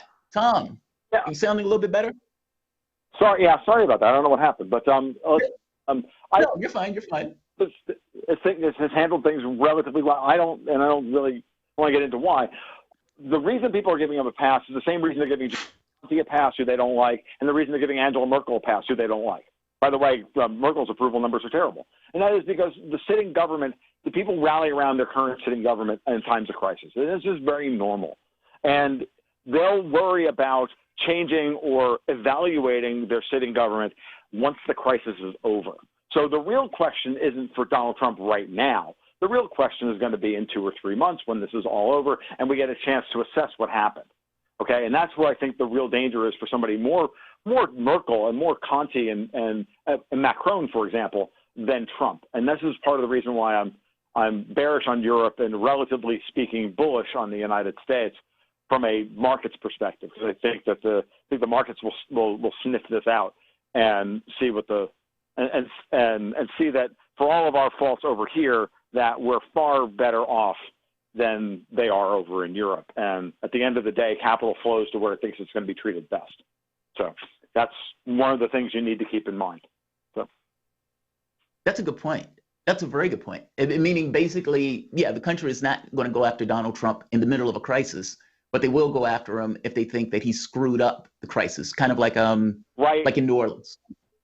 And the right thing, yeah, immediately after. Go ahead. I'm sorry. He's doing right now, which is to do nothing, because all he can do is make it worse for himself. If he's going to be the nominee, which I don't believe, but if he does wind up being the nominee, and it's not, we don't get a bait and switch with Hillary or Andrew Cuomo or somebody like that, then yeah, the right thing for the Democrats to be doing right now is really to not get in Trump's way, because the people aren't going to stand for it when their people are dying. Like, you know, we'll assess whether or not Trump did a good job afterwards, but you're not going to do so during a crisis. Yeah, happen. And that's the thing. That's the thing right now, that the Democrats are trash. Sorry to be very blunt, Jamal. And you're saying what we said at the top of the hour. If there's ever a time to attack the system and have a workers-led revolution or movement to fight capitalism and the destruction that it's doing to the planet and to the people's health of America right now, the time to attack is right now. And I completely agree with Tom. If you're the Democratic Party, you're saying, no, don't say anything. Let's hide until it's over. Well, aside from the fact that let's redefine, let's put some more nuance on that destruction of corporatism, which is what we actually practice, not capitalism. And and we'll do that when we're finished here. But that's a different discussion for a different day. But that's what we always say, right? Oh, when it's done, we'll address it. But when it's done and it's been addressed, it's over, and the moment's passed is maybe what I'm getting to. It's now when there's an opening, you have to take it. And I think the Democratic Party has always been resistant to those opening moments and say, let's deal with it afterwards. Let's have the adults in the room. Let's have the stabilizer. That's not how we're going to do things. We'll slowly transition from this system to that system. This is not a transformational country by any means. And the two parties are vested in that power sharing model they have. And we're not going to see any action take place in these openings. And we're going to end up in the same place afterwards, where corporations and government has all of the money for the benefit of themselves and the profit over the people of this country.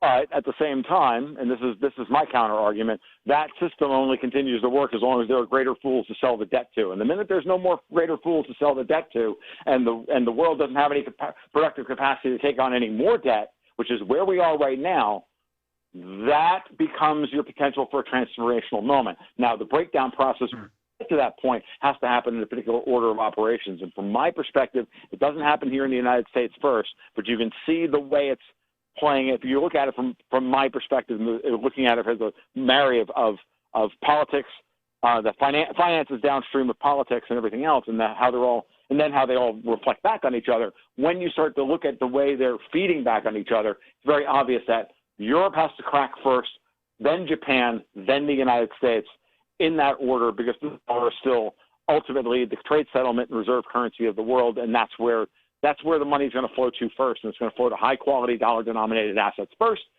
That's going to create its own problem here. We will not be able to handle, and we are desperate to keep this from happening, handle a U.S. dollar index at 150 or 160, as opposed to the 99 it's trading at right now, meaning the euro at 70 cents, the Japanese yen at 150, the Mexican peso at 35. Right? When those things are occurring and we have a massive move into U.S.-related assets, and we're beginning to see that now, that's the next phase of this. That's the next phase of this crisis. When that occurs, at the top of that, the United States is going to have to – that's when the United States has to come to terms with and reckon with all the money it printed, all the debt it's issued and everything else, because none of it will be serviceable at that point. And people will pull dollar-denominated assets, and they'll see the value in other places. That's because we'll be on the other side of their political crisis. Tom, if we can hold you just for a few more minutes here, Tom Luongo of the blog Gold, Goats, and Guns. We have one of our favorite callers on the line, DJ. Let's get DJ's comments, and Tom, if you don't mind hanging on for a second, get your remarks after we hear what he has to say. DJ, are you there with us? Yeah, I'm here with you. DJ, what's on your mind today? Okay, I was just commenting. What the caller was saying was right. We, in times of crisis, we do yield power to our institutions of authority. And with respect to 9/11, we've observed that we rarely amend these changes. For example, 2001, we had the Patriot Act, which evolved into the National Defense Authorization Act in 2012, which was exponentially more restrictive, and it was in plain view. How do you think we avoid these issues moving forward? do you think that we should? I don't know that we avoid an ugly turn to rampant authoritarianism. I think we're already there. I think the groundwork's already being laid for it now. And there's a massive power grab happening right now while we're all locked in our homes. I'm very worried about it. But again, on the other side of it, it's only if we allow ourselves to allow them to continue printing money like mad to pay for it all. You got to understand, I'm the only guy out there saying, let it all deflate. Their power comes from all the credit they've created, and keeping the asset prices high, and keeping oil at $70 a barrel, and keeping us all like on a debt treadmill. Let it all deflate. They're the ones who are making money on issuing more debt. When they can't issue more debt, they all go broke, and all of their power, privilege, and pelts falls apart, and they can't pay their bills, and they can't pay the soldiers to man bases in Afghanistan and all the rest of it. But haven't seen that yet.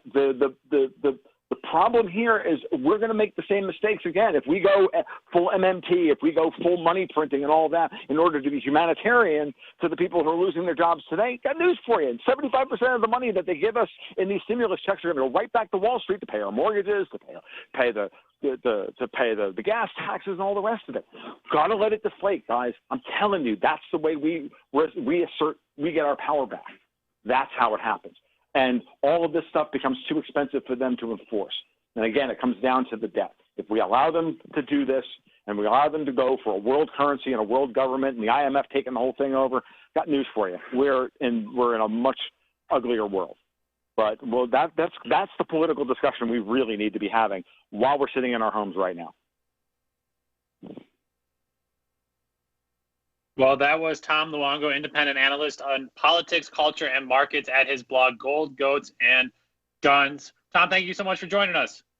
Thank you, guys, for the invite, as always. You guys have a great afternoon and stay safe. Appreciate it. You're listening to Political Misfits live in Washington, D.C. We're back with mysteries and revelations after this, so stay tuned.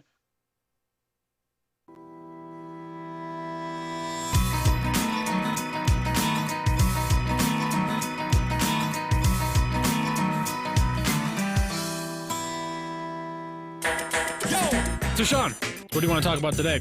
Well, Bob, that's easy. I want to talk about the need to stop the development of self-driving cars. Again, Sean, you're driving me nuts. I think the self-driving car thing's already out of the gate. No, it's never too late. See, now the leading experts in the field, just pick one, whichever one, leading experts have repeatedly warned us about the dangers of artificial intelligence. Look, I'm telling you, man, we have to stop the robots by any means necessary. I see what you did there. Yep. Tune into our show By Any Means Necessary daily from 2 to 4 p.m. Eastern Time on Radio Sputnik. And don't forget to call in at 3:20 p.m. to our studio number 202-521-1320. And if you miss us live, check us out on SputnikNews.com, Spreaker, iTunes, iHeartRadio, Spotify, or wherever you listen to podcasts and stay up to date on the latest political, social, and economic movements shaping the world around us.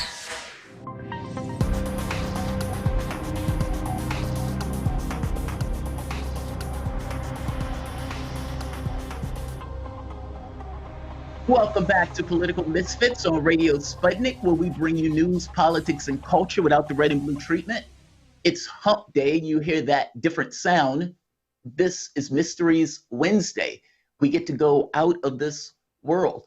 My name is Jamal Thomas, here with Bob Schlehuber. You can always reach us at 202-521-1320. That is 202-521-1320. And we have a monstrously weird one for today. Skinwalker Ranch. Now, most people probably don't know what that is, have never heard the name.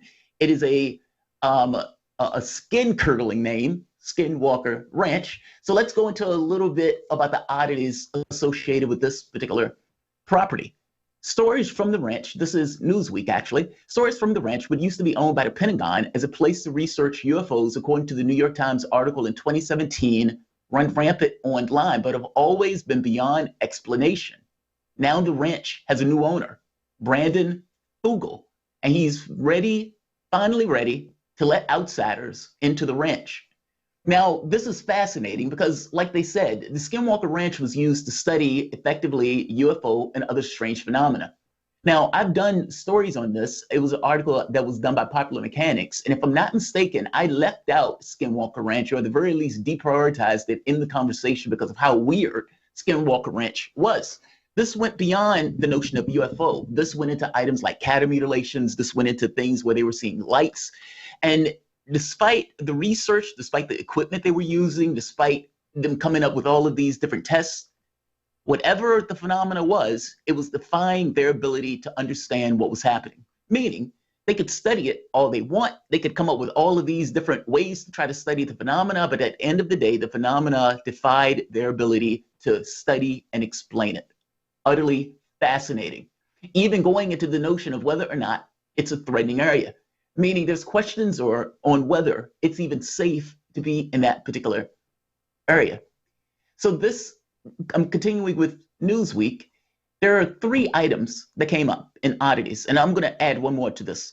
1, cattle mutilations. One of the biggest curiosities involving Skinwalker Ranch is the unexplained occurrences of meticulous cattle mutilations that have apparently happened in daylight. The source of these mutilations is still unknown. The odd, gory happenings were first featured in the 2018 documentary Hunt for Skinwalker, with focuses on the ranch that was made by the filmmaker Jeremy Corbell, who was also known for his 2018 document Bob Lazar. A second oddity at the ranch is UFO sightings. Former owners of Skinwalker Ranch claimed to have spotted UFOs and even aliens 7 feet tall. It is far from only UFO-related story, and the ranch is even nicknamed UFO Alley by many. There are also tales of unexplained lights around the large property, which the History Channel aims to explain.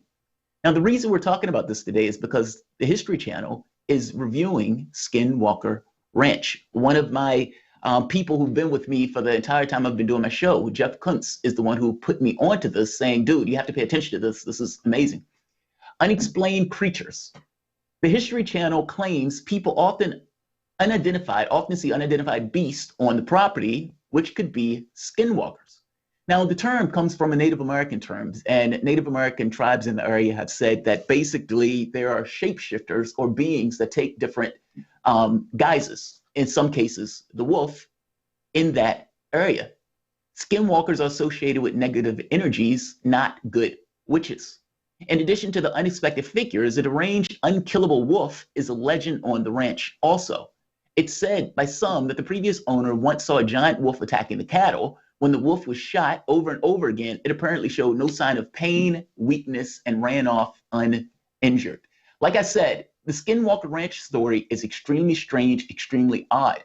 And there's a astrophysicist / doctor of science / several other degrees effectively studying this and trying to come to some understanding of what this is, and is showing his research on the History Channel. One last part I want to talk about are bad dreams or nightmares at the ranch.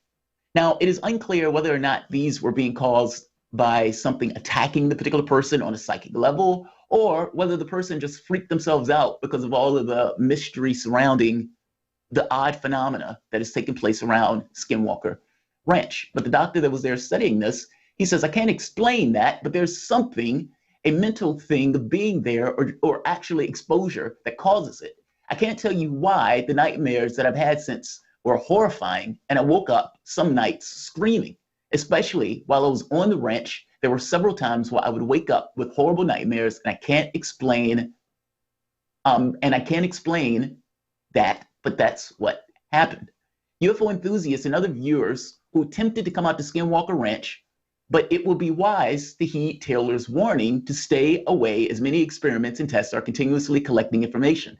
Meaning, they take this so seriously and so legitimately that they accept that something is going on. They have no idea what that something is going on is. The research and the studying that they've been doing to try to come to some conclusion, for the most part, have only revealed, yes, there's something there that happens pretty much every time they show up, but no, we still have no idea what it is.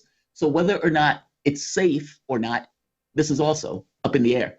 And the nightmares that the individual is having here, again, honest scientific research, they can't necessarily just leave them at basic nightmares. One last catch, and I'm going to bring Bob in after this. Oftentimes, you need to stand on one stone to see the other stone. Meaning, if you don't have any experience or any context, then you're stuck in the position of having to just believe or disbelieve the person or whatever the explanation is, as opposed to having direct knowledge and direct information on whatever you're talking about. From an early age, I was very curious about this stuff and was curious to the point that I would scare the devil out of myself trying to understand some quirk, some aspect of nature that wasn't necessarily all that obvious. One of the things that I ended up doing was dream work. Now, the dream work had to do with trying to meet what some people call a guide of sorts. This was back when I was around 17 and 18. And after a few months of me being absolutely and entirely terrified at what felt like being plugged into an electrical outlet every time I would get into the state, eventually getting over the fear hurdle, there was something there. Now, this creates an odd phenomenon in the way that you look at the world. Basically, you end up looking at the world as, I don't know what this is. And it becomes somewhat of an open question in regards to how this stuff is arranged. Is my consciousness entirely in my head? Is my consciousness spread out with other people? Am I the only one or only being in existence? What is reality? Is reality just kind of constructed? Is this material existence, or is this a figment of our imagination? Is this just consciousness creating a body? Is it the other way around? All of these things kind of come up the moment that you start questioning these issues of reality. The catch here is when you've had really bizarre and odd experiences, whether it is seeing something in the night sky, whether it's trying to contact something, it changes your perspective on this stuff. And it creaks the door open to the bit where you start to, at the very least, give it some level of credence. There are several people in the United States and even in other countries that actively try to seek out UFOs. Now, these enthusiasts go beyond just the nuts and bolts. They literally and actively try to make contact. There are various groups in South America and there are various groups in the US that actively go out into the night sky and put out prayers and thought and consciousness and everything else in order to try to bring these items to them. I, being curious about this, decided, like anything else, that if you want to evaluate something, then you got to give it the benefit of the doubt and at the very least try it. If nothing happens, then fair enough, nothing happens. If something does happen, oh my God. Now, this has another fear hurdle associated with it. And just like the dream states that this particular gentleman is talking about here, the nightmares that he was ensconced in, I ended up having these really bizarre dream states that scared the hell out of me, to put it mildly. One of those states had me laying in bed. I'm awake. My wife is laying beside me. And I hear something coming downstairs. In this moment, I try to get up to go upstairs to see what it is. I take 2 steps and I'm frozen. I can't move. My wife, she says, "Are you okay?" I said, "I'm frozen. I can't move." And I immediately fall back down to the bed, paralyzed. I hear something walking down the stairs. Now, everything in this particular moment, I think I'm wide awake. I'm thinking the entire room is what the room is. I'm thinking my wife is laying beside me. All of that stuff seems absolutely and entirely and completely real. And I am massively freaked out. I don't think I've ever been that scared in my life. In fact, I was so terrified I was embarrassed because to me, something is coming downstairs. I can't necessarily move. And I'm assuming that this is going to be something that is not necessarily of this planet. I wake up and I am immediately embarrassed that my subconscious was screwing with me. But beyond the embarrassed point, it's the point that sometimes it is difficult to tell what's real in those situations when the dream states start to blur into the real life. This particular gentleman, you may think that these are just nightmares. But his point as a scientist, there is no way for me to know whether I am being somehow attacked or whether or not my subconscious is screwing with me. And when you get into this particular area of research, you find that that is more common than not. Bob, the Skinwalker Ranch thing is really bizarre. And for the longest time, I didn't pay too much attention to this. I only really started paying attention to it when I started realizing that the Pentagon was studying the ranch, trying to get information on the phenomena, trying to get information on UFOs, or for that matter, just physics and science about what we might be missing in regards to this particular subject matter. I'm always curious about the way you see this because, you know, I've been engaged in this stuff like 20 years, either actively trying to understand this stuff either through like contact or meditation or that type of stuff or consciousness OBE stuff. But I don't think you have. I think this is, to you, you're kind of looking at this stuff like, wow, this is out there. And yet this is our government that's studying it. Meaning it's not just some random third person, you know. Well, I mean, I hear you when you say I haven't studied it. I have seen 2.5 movies of Men in Black. So that seems to me having done some research on aliens and the existence of them here, Jamal. Does that not count? Fair enough. Men in Close Black? enough. Close enough. That's everything. Fair enough. And then that makes me ask, like, taken from Men in Black, is the government just running around with this neuralizers and just like kind of flashing these red beams at us? It seems so bizarre to me that it could all be so centrally located at like one or two places, that it's not just kind of happening anywhere and everywhere. Again, going back to Men in Black, when they're like, are the aliens here? And they're like, yeah, the aliens are everywhere. And so for me, it seems so bizarre that, like, how can it be so centralized in one tiny location or a few locations that the government can kind of block off and like stop people, or people can kind of go to, and it's not just happening like everywhere across the board. And this is where it's like crazy bizarre. And then you're like, well, that's where the portal is. That's where the only door to the other world is in those one or two locations. We don't need portal doors everywhere. Whoever installed them just picked that one spot, and that's where it is. And so that for me is really bizarre when it comes to like actual locations, because it is really a mystery then, because we don't know what's there if we can't get there. As for the dreams thing, I think that's really fascinating. You know, I thought a lot about dreams over the years, and always that conversation around, do we dream? We only have dreams of things that we've already seen, or can we actually dream the future? Why does our conscious always come before our subconscious? And why not our subconscious creating then the consciousness we see? And I had a situation once where I really feel like I dreamt the future, and what I dreamt the night before like played out in a very dramatic way the following day. And I had gone to a professor of mine who was a Sufi mystic, and I said to him with the most surprise, I said, have you ever dreamt the future? And he kind of laughed. He said, yeah, all the time. And so there are people that are just like, yeah, these things do happen, Jamal. There are the Skinwalker ranches. There are the people that have gone to it. And no matter how many times I hear people say that, you're always constantly questioning, well, am I properly understanding this? Can this be a reality? And I wonder how much of it is already in front of us, but we're so conditioned, again, not to see it that we have no idea. We often are conditioned not to see it. I mean, your dreams are your subconscious to some degree. It's always weird to me.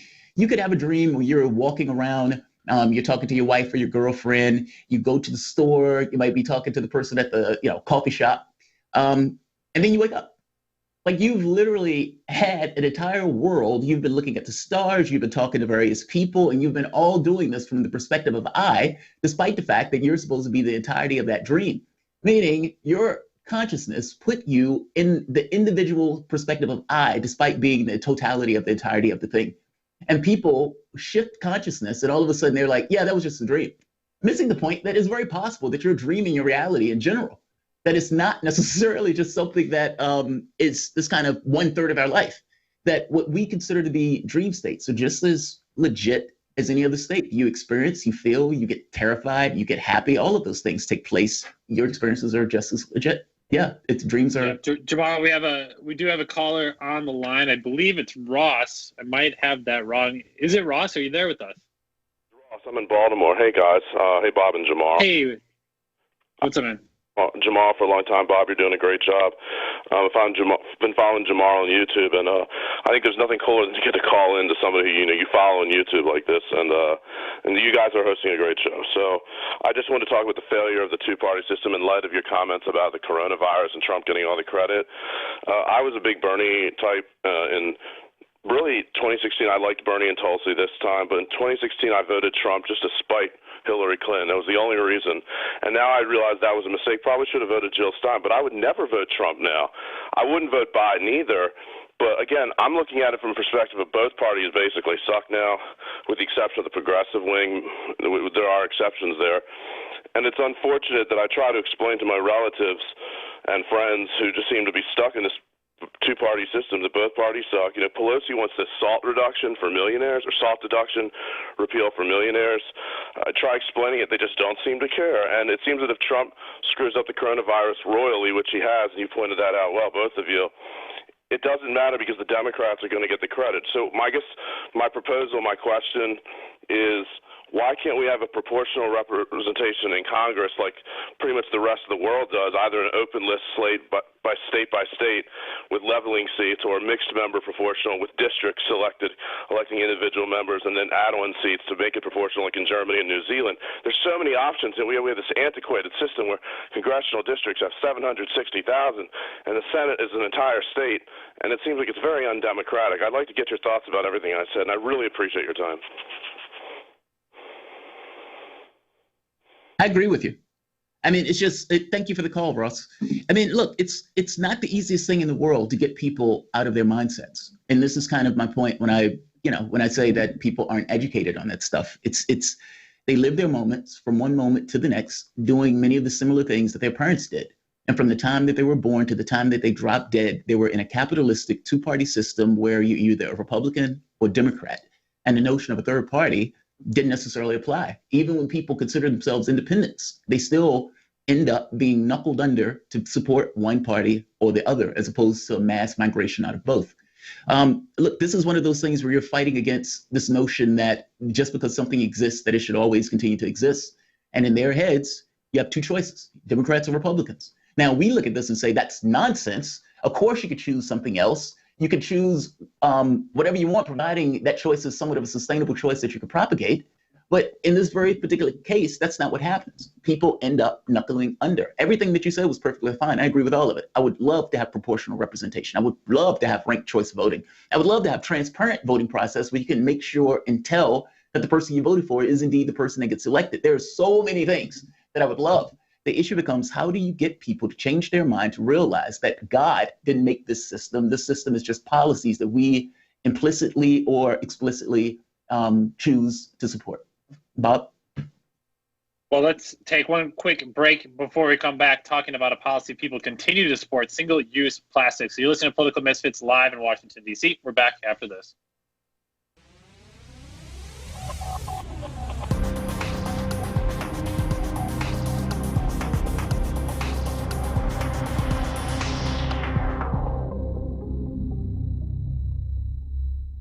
We call Fault Lines with Nixon and Stranahan the most disruptive radio show in America. It's a great show, and we have a lot of fun. We come to you live from Washington, D.C. every Monday through Friday morning. What I like best is that we bring in experts from all over the world. From Barcelona, from Egypt, from Seoul, South Korea. From Newark, New Jersey. We try to bring people great guests, great calls from our listeners, and, of course, stupid jokes. And we do it with two hosts that have very different viewpoints. Now, here's the thing, Garland. A lot of people would think you and I would just argue. I mean, I'm a Republican Trump supporter. And, of course, I am a progressive Democrat Bernie Sanders supporter. The surprising thing is how much we actually agree on. And you won't be surprised, because you're going to find out just how much you agree and just how much you enjoy this show.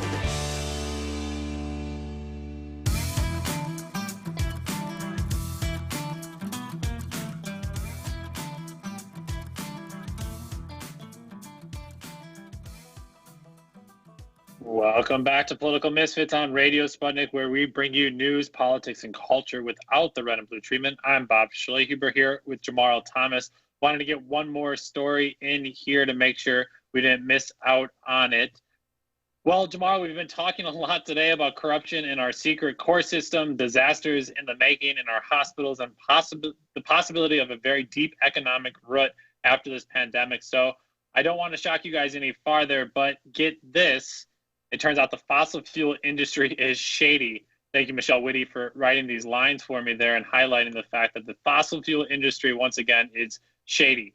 PBS last night began an investigative documentary series called Plastic Wars, done by Frontline and NPR. Through conversations with former plastic industry CEOs and reviewed internal documents, the documentary series reveals that the plastic industry pumped money into advertising and branding about plastic recycling, despite knowing from the start that it was unlikely to happen, given how cheap plastic is to produce. The executives Frontline and NPR spoke to and the documents they saw show a picture of an industry that cynically pretended to commit to recycling in order to cut the appetite for plastic bans. As far back as the 1980s, when people in the West at least suddenly became aware of the amount of garbage we were generating, talks about banning plastics in a variety of ways began. So what did the plastic industry, oil and gas industries do? In an effort to block the conversation around banning plastics, the plastic-related industries drove the conversation around recycling. Confusing, huh? Louis Freeman, former VP of Government Affairs for what then the industry's chief lobbying group, the Society of Plastics Industry, explained was there was never enthusiastic belief that recycling was ultimately going to work in a significant way.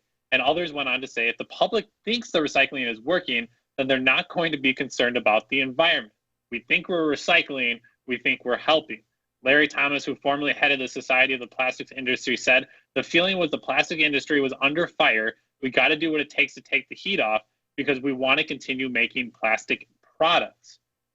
Wow, Jamal. They basically pushed at the fact that recycling was happening, so in the back door, they could basically continue producing plastics. So yet all these years of separating out our plastics was an illusion to distract us away from these executives and lobbyists making money, producing cheap plastics, and destroying our planet.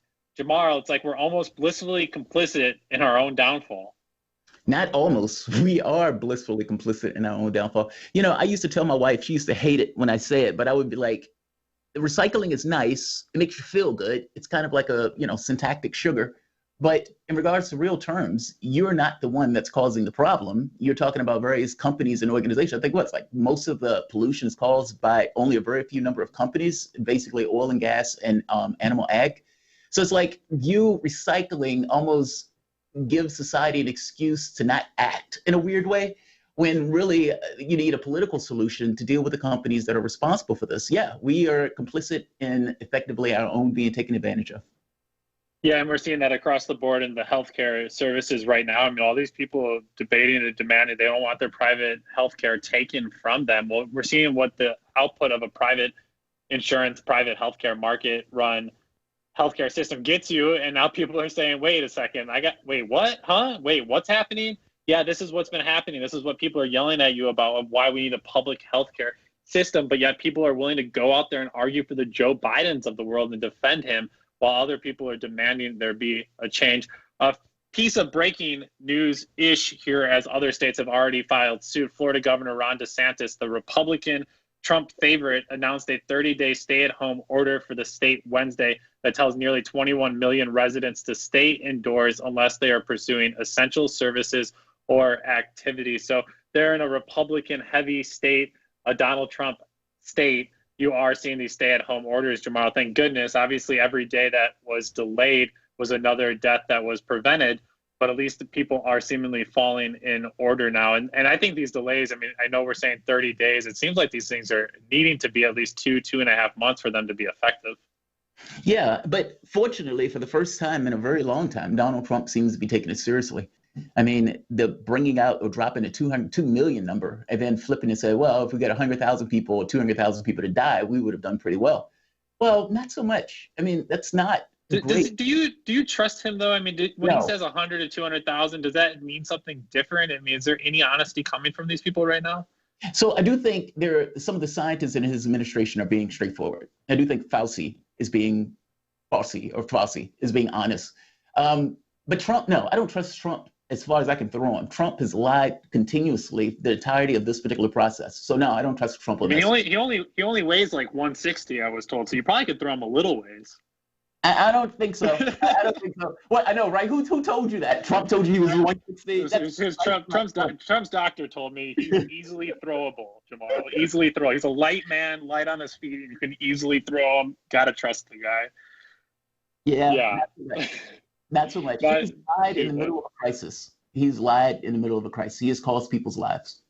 And yeah, it's interesting. I do think, again, I'm somebody that I don't think we're quite there with the impact of what Donald Trump's going to face as a pushback from the populace in a time of crisis. I think people have been right today. They're going to rally around Donald Trump, but give people 2 months indoors in this quarantine, asking for people to stay there even longer. They're going to lose their patience. And you tell people that they continue to struggle financially and there's no help coming. People are going to lose patience. And those clips there, Jamal, as you mentioned, of him saying Donald Trump one thing one day and another thing another day are going to continue to add up. And then through September, October, those are going to be running on repeat. Well, that's all the time we have today on Political Misfits with Bob Schlaver and Jamal Thomas. Big thanks to John Kiriakou and Tom Luongo for joining us. All of those who called in, all of those listeners out there, thank you so much for listening. Now get back to organizing.